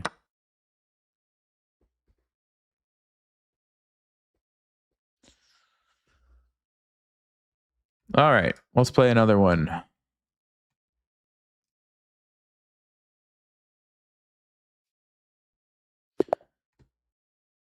Wow, this person's name is Zikaru Smakamura. That's pretty funny. That's one of the funniest names I've seen in a while. Okay. Okay. Karokan. Let's we can still play this, but I'm going to avoid the line that I normally play. I'm going to avoid the line that I normally play. Yeah, which is castles and then sack the knight. What I'm going to do instead, let me think about this for a second.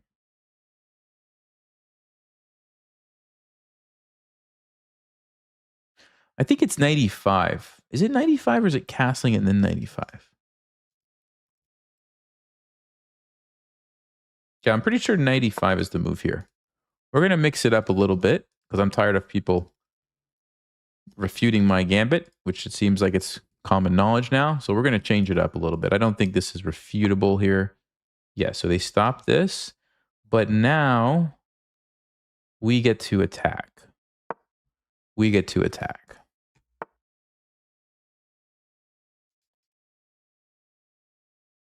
Hikaru speedrun account? Oh, is it? No. No, it's not right. Let me go H4. We'll check it. Hold on, I want to see. No. It doesn't look like it's Hikaru speedrun account. Yeah, no. We're playing Zachary J. All right, fine. So what's the point of this opening here? This is basically the bishop has a problem. We're going to try to trap it if we can. And if they go here, I guess we just take it. We get the bishop pair, which is nice. If they try to push the pawn, their position is going to fall apart. So this is a bit of a mess. It's a bit of a mess for black already.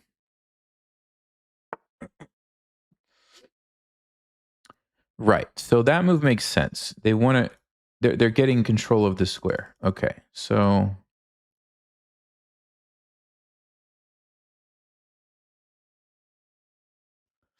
what does that mean I should play? Should be 4. Yeah, that's smart. That's smart. H5, bishop E4.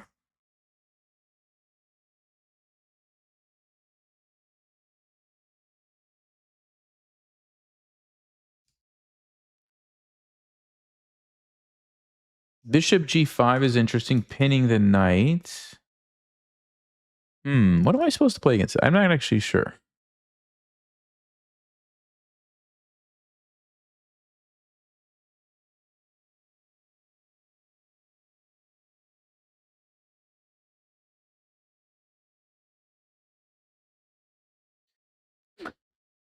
Can I get away with castling, guys?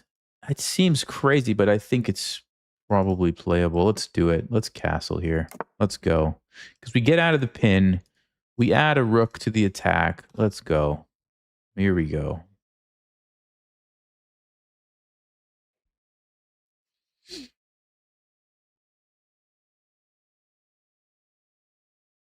I think pawns in front of your king is overrated anyway.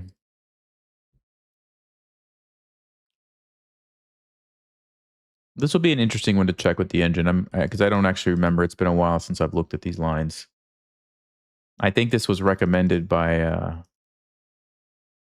GM Avo, if I'm not mistaken. I did a video a long time ago. It was a collab, and he like analyzed a bunch of my openings, and I think this was his recommendation, if I'm not mistaken. All right, so we got the bishop pair. He does have this E4 square, which is a bit annoying. That's the only thing about our position that's unfortunate. But the thing is, if you put the knight there, I'm going to play H5 and take your bishop. If you put the bishop there, I'm probably going to play G5 and then take this. So it's not that obvious what black is going to do here. It's not that obvious.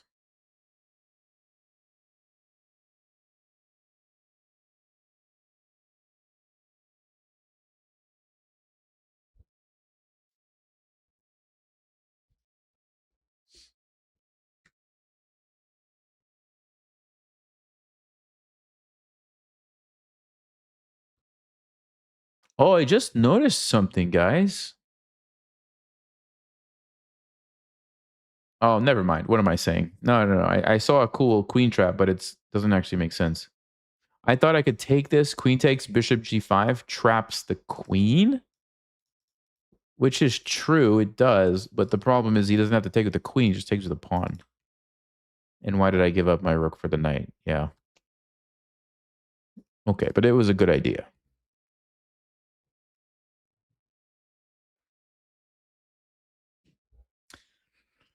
If he doesn't castle, bishop a3 should be a good move. Yes, probably bishop a3 would be a great move. But I guess I mean, normally, yes, stopping them from castling is good, but I don't really think black wants to castle this way anyway because of where the pawns are. If I'm playing as black, I'm probably going to be thinking of trying to castle the other way. So I don't know if that's going to be needed or not, but it might be a good move. It might be a good move. I think I'm honestly primarily thinking of going h5, bishop moves, g5, knight moves, take on f7. I think that's my kind of immediate threat. So let's see what black does about this.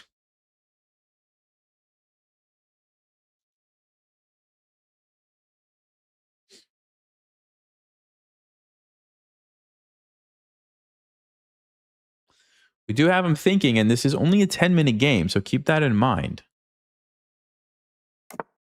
Wow, they do gas. Okay. Okay, well, now we just attack, I guess. So let's think about the best way to do this.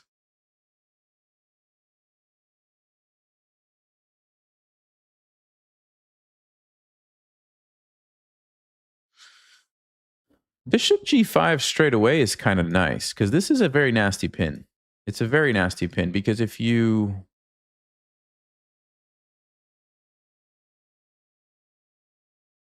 Hold on.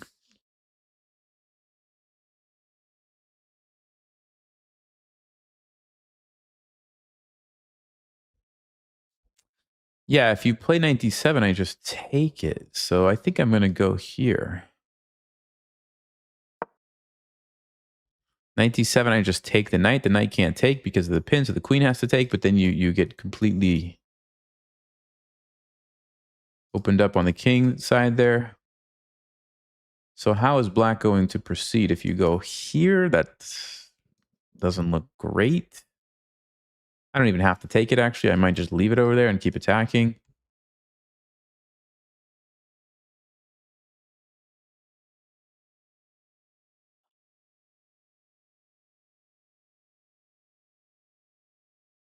Maybe we play queen e2 next.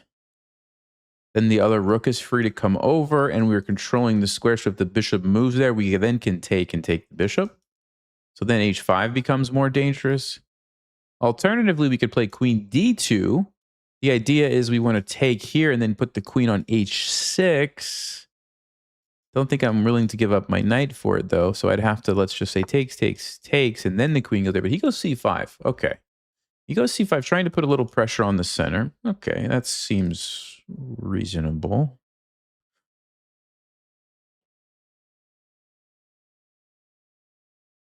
What if I just ignore it and go queen f3? Or, I don't know. I don't want to actually trade queens there. Okay, hold on, guys. We got to find a nice move here.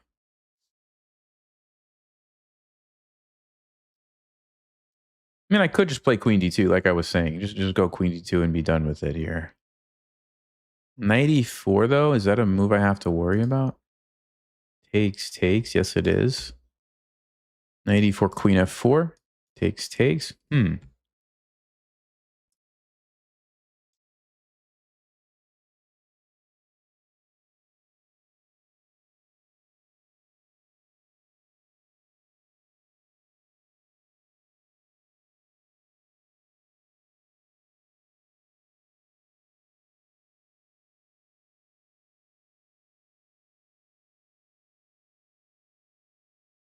Okay, let's go queen e2.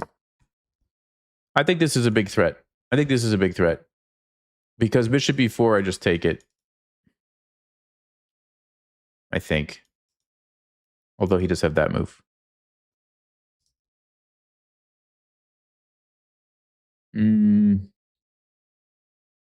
I can also play rook d1. I have options, though. I can play rook d1 also.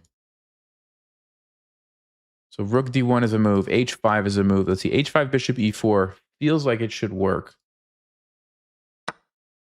h5, bishop e4 takes with the pawn, which hits my knight. If I take the bishop, he takes my knight. I do have this capture, but then the knight goes to d7.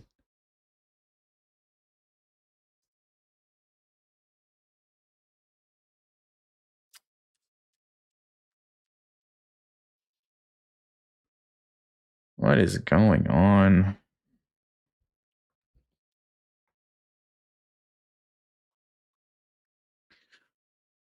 Rook d1 might make sense. Just a simple bring the other piece into the attack kind of a move, you know?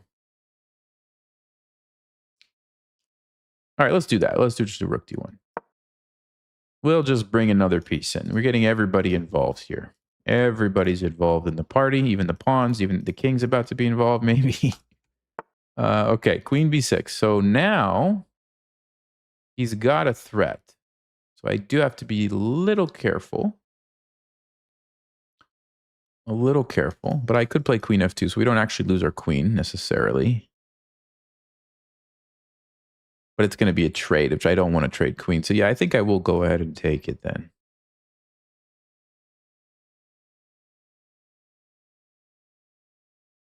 Takes, check. We move. Yeah, it's going to trade queen. We don't want to trade. Let's do this. He does have knight e4 now because his knight is not pinned, but I don't know if that's a dangerous move. I might just go back or go forward. Okay, he goes for that instead.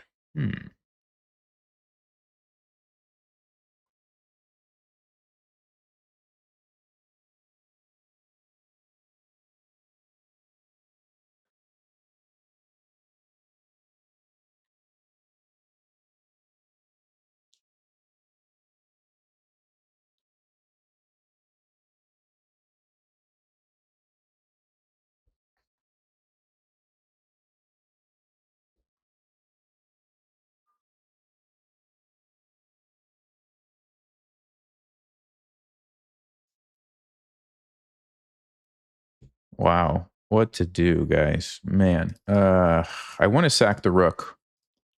I really want to sack the rook. I'm just sure if I can get away with that. Let's just trade and go for this one. 97 is what I want to do next. It's a very nice looking fork. Not sure if I'll be taking the pawn or the rook, though.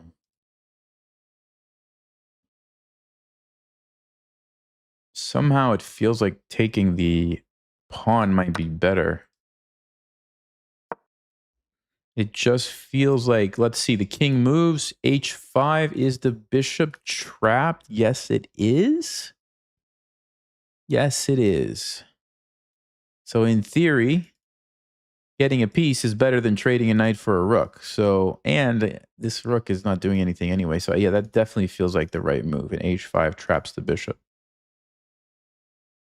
Now, is he going to move his queen somewhere that changes that? Queen b2 for you? What?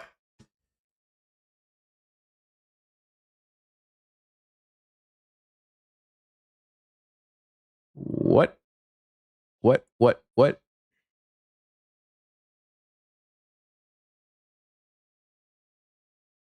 Huh? Hold on. I have a check. But I just could go here also. No, here. Here, queenie, 92 check is a really crazy looking move.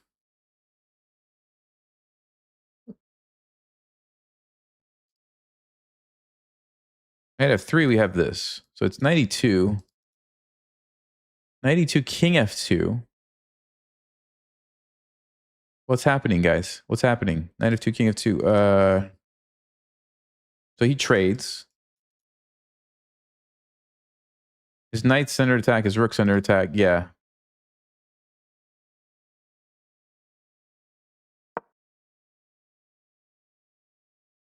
I think that's what we have to do. Wow, what a position this is.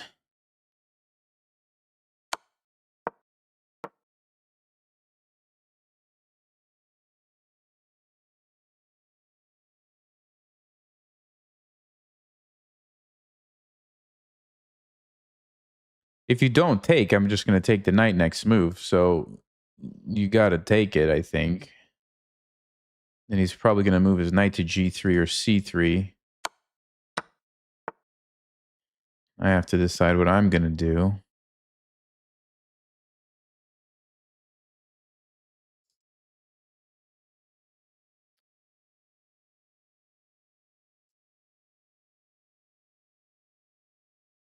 Yeah, maybe that is okay for black. Interesting. Well, okay then.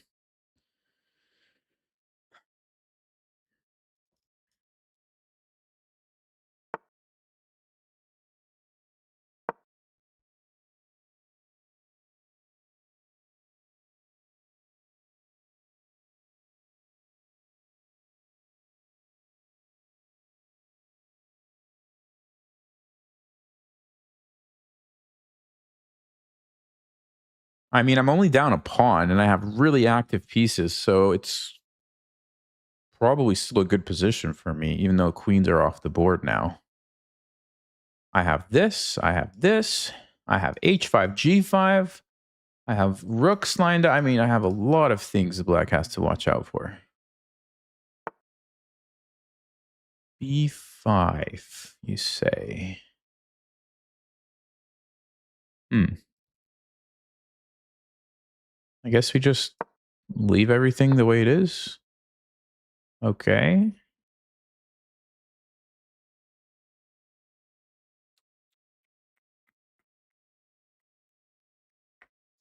Let's trap the bishop. Oh, I could have taken this. Why didn't I take that before? Well, maybe I'll take it now. Maybe I'll take it now. Because it's pinned. Forgot about that.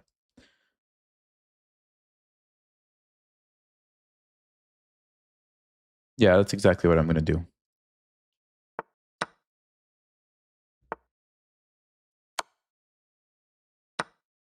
Okay, so we have a check. Check, check. I don't think that's worth it. I think we just take this trade. Now we have this and this. And black is in trouble. Black is in big trouble. What's the best way to take this? With the pawn, so we can get a queen. Check and queen.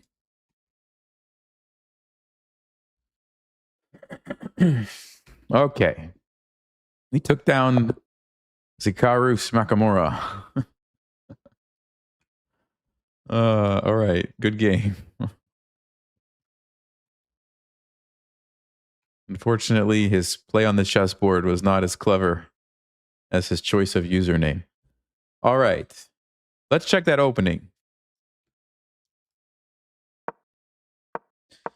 So, what I normally play here is knight to g5. The issue is everybody seems to know that against this, you play h6. And I'm in trouble. So unfortunately, that line, which I have gotten so many wins with over the years, probably I'm not going to be able to play it anymore. However, knight e5, yeah, g4. This looks pretty good. h4.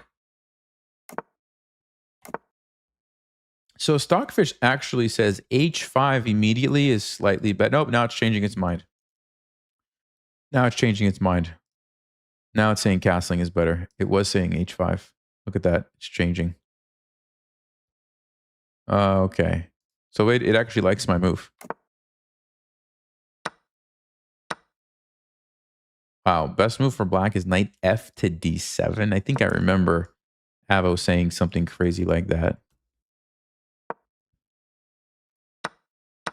Yeah, against this, white's just better. White's just better right out of the opening. Bishop g5 was a mistake. I'm supposed to just force the bishop. So what's the deal? Why do I want the... Because I want to go queen e1. So I'm targeting it. I'm threatening to chase this and then take the bishop. So let's say they just go back here. What's my deal? Ah. And then h6, we just launch the attack. And if they try to block, now the bishop comes. Stockfish is so nasty. So I did this. We went here. Yeah, h5 was the move still.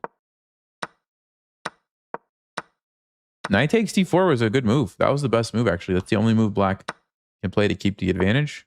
I mean, not the advantage, to keep it equal. Yeah, and then they traded. So they did a good job finding that. But then the time pressure and even here it's equal. Wow, it's still equal. What? If they would have played rook a6. Oh, what is that? What is that nasty move? Wow. Yeah, that's a pretty good move because if I take here, then you take here with check. And then you can take, and that's losing for me because it's a losing endgame. Wow, what a crazy game. Okay, let me see what time it is. Let me play last game, guys. One last game. Here we go. Here we go. Okay, candidate master. Let's go. Okay, we'll do a Smith Mora. Why not? Why not? Let's do it. Okay, fine. Okay, this is the line we played against the other strong player. They're going to go f5. Everybody goes f5. No, d6. Yeah, d6 is a move too. What do I play against d6? I'm pretty sure we hit him with c4. Pretty sure we hit him with c4. They're going to go back here. And then I think we just take and develop the pieces or something like this. Yeah, I'm pretty sure. Just take and go knight c3 and be happy. Just be happy. I'm going to try to play quickly and put the pressure on. Whoa. Whoa, whoa, whoa. What is this? What is this?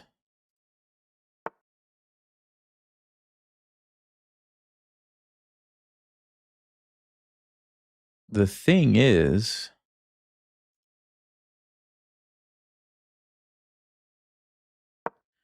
you're going to have to go back to a6, which is a very awkward square for that knight, especially if after I play b4.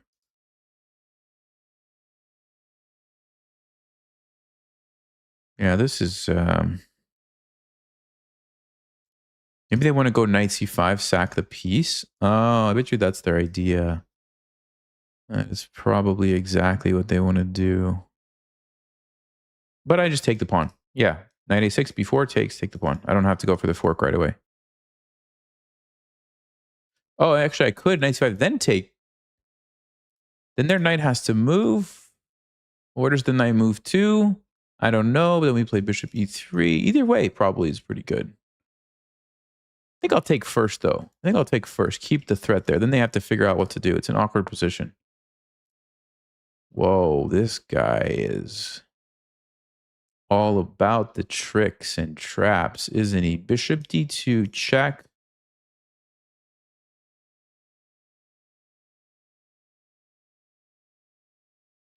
King moves, queen a4. Knight c3.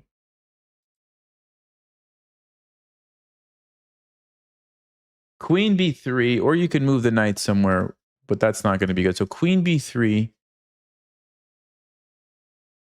Huh. Can he get away with that? Can you actually get away with that? Check here. Queen goes there. Unless I have a cool move, I guess he can. b3 doesn't do anything. He just takes it. Knight c3, queen b3. Wow. Wow, wow, wow. Okay.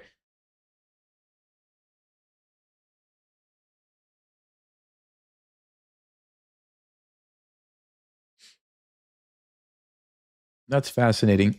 So what does that mean I should play then? What should I play? Knight c3, I'm worried about d4. I need a move to play against d4. What can I play against d4, guys? Knight b5. The knight's going to double check me. This is crazy. This is so crazy.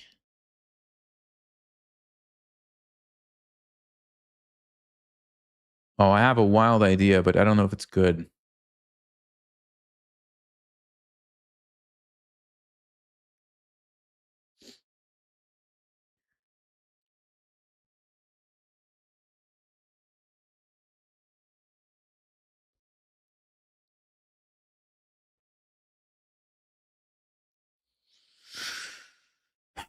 I really want to play bishop d2, guys. Bishop d2, check here, there. I need a move, though. I need a move. Knight c3, knight b3.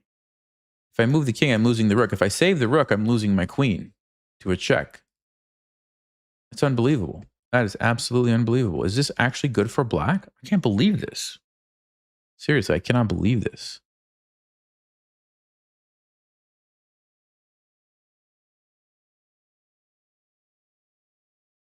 Okay, I can play king d1 to get away from the... But then again, there's that annoying check. Oh, this is amazing. I might have just fallen for another trap. Unless I can find a move here. I would sack the exchange in a heartbeat, but it's just not a good position for me. So I can't do that. Unbelievable. Okay.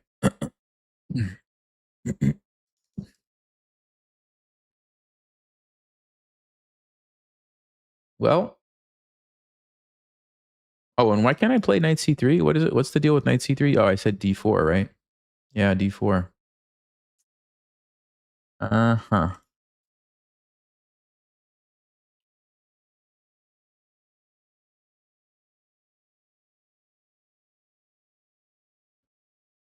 Oh, this is crazy. This is absolutely crazy.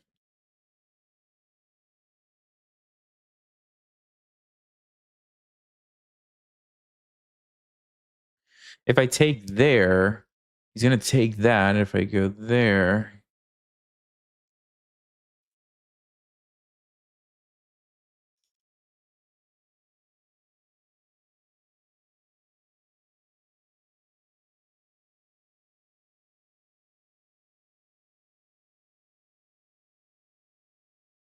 Ah, come on, Nelson.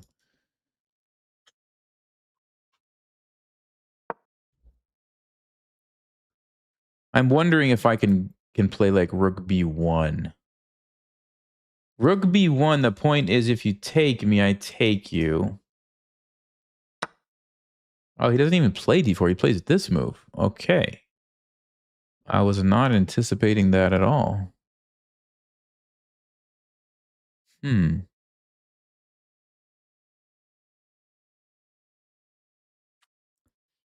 Wants to go knight check, so we could play queen e4 now.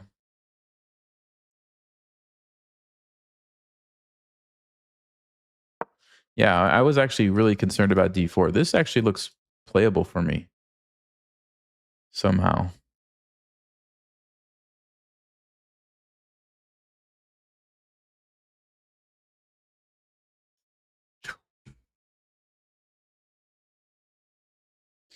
Yeah, we'll analyze that position after the game. I don't think I had too many moves. There's lots of tricky tactics there. I'm just surprised he can get away with this. I wonder if I must have misplayed something. I must have misplayed something because I don't think this is supposed to be something I run into. Okay, I can take that pawn now or I could take it later. I think we take it later. Let's get the king out of there. Okay, so we're down way on time, but at least we're not in a losing position. That's kind of a big deal. You can't be in a losing position and win the game. All right. Yeah, this pawn's not going to survive, so we actually don't have a bad position anymore, I don't think. I thought he had d4. I wonder why he didn't play d4. Pretty sure d4 was a good move for him. Okay.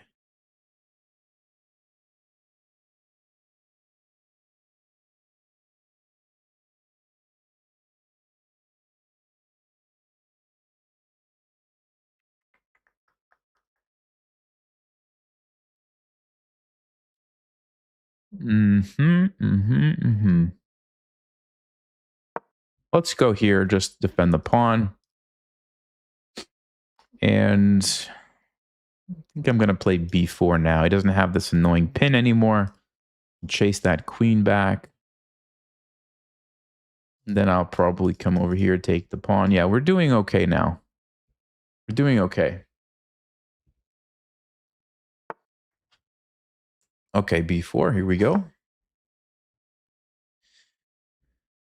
Here we go, here we go. Queen c7, I'm going knight b5. Queen here, I might be going knight a4, or bishop e3.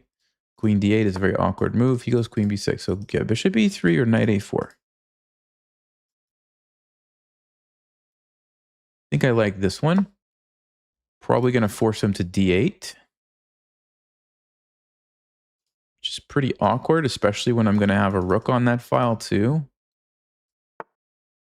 Okay.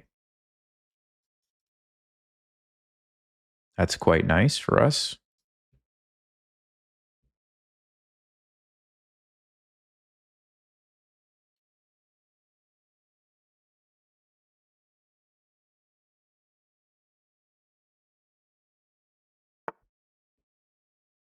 You wanted to stop knight b5. Yeah. The thing is, if I go there, what's going to happen? First of all,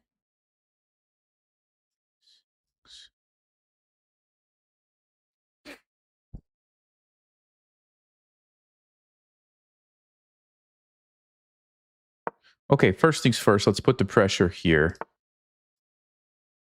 Now I think we can hit him with this one, if I'm not mistaken.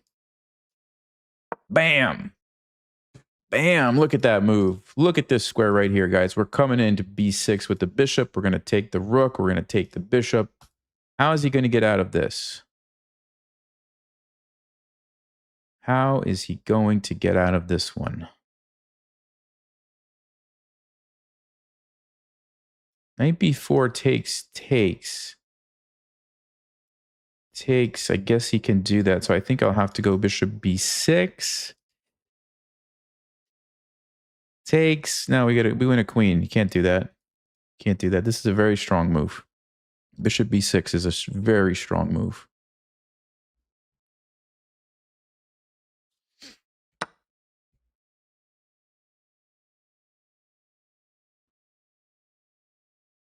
Does that actually change anything?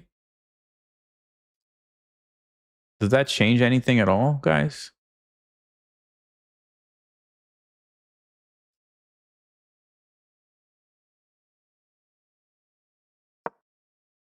I'm still going to go there.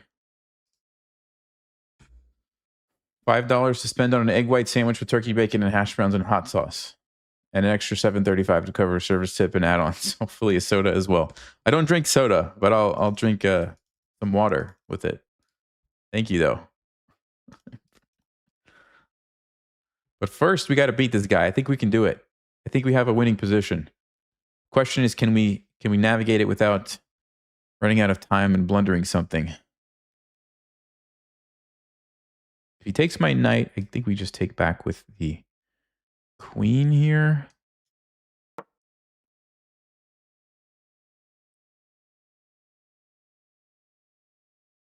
He's got a problem because, well, he's got one problem is that the queen and the rook.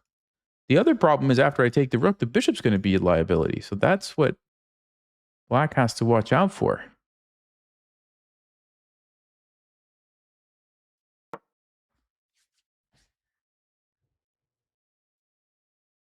Please think faster. I've been doing a good job thinking fast, except for that one moment where I thought I was lost. That's where I spent all my time. I spent 4 minutes and 17 seconds out of 10 minutes on one move. Apart from that, I'm doing a pretty good job of managing the time.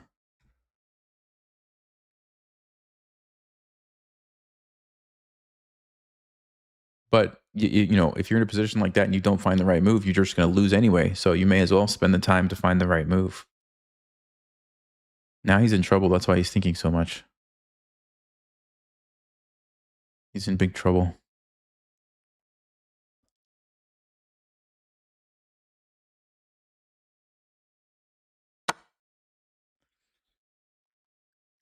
Okay, that costs us 0.1 seconds. Now we have this. What's he going to play? I wonder.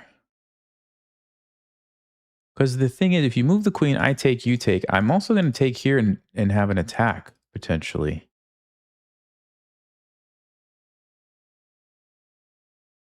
Oh, you know what? I don't even have to take it right away. I could actually go play knight c5. Queen c8, knight c5.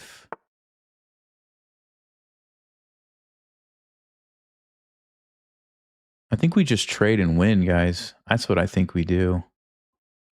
I think we just trade and win. Good game. You can't take with the bishop. That's losing. Nope, that's losing.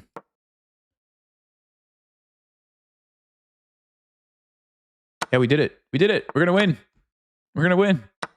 I'm up a rook.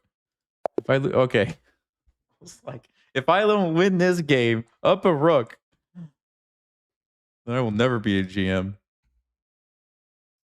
Okay, got the win, got the points, and we're gonna get to learn something about the opening.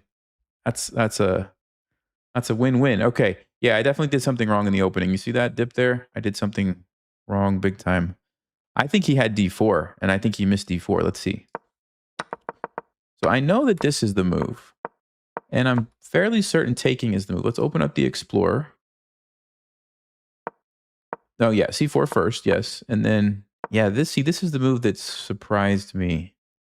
The line that I looked at was like knight B6. Yeah, and then you take, and the game goes on, but knight B4 is tricky. So the move here is not A3. That was my mistake. I need to go ahead and take this pawn. And if he plays queen A5 now, we have knight C3. And we're just fine.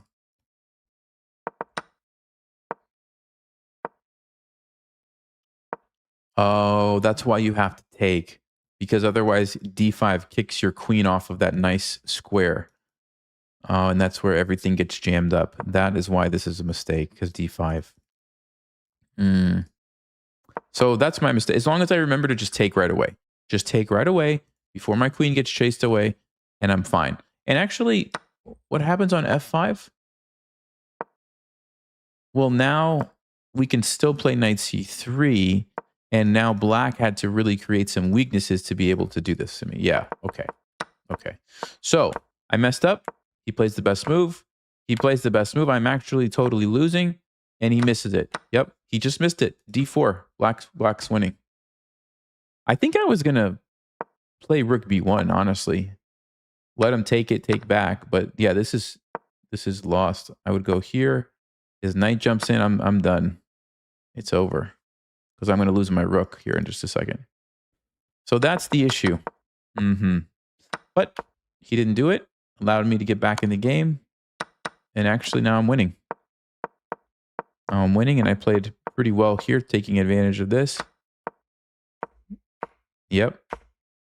Knight b6 is good. b5 is also even better, which I did think about, but I guess I didn't. If he just moved, I didn't see why this was better. Because bishop g5? What? What's bishop g5 all about? Now you stop castling? Oh, wow.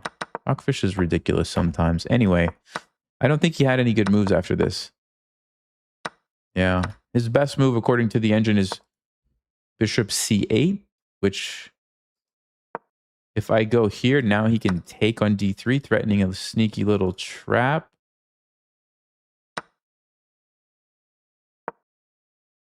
So that's something he could have played. But okay. Anyway, thank you guys. Good game to end on. We'll see if we get any points back. I have a feeling that we should get at least one game back, maybe even 2 games, but I don't know. We'll see. I could be totally off. All right. Gotta go watch the World Cup. So see you guys later.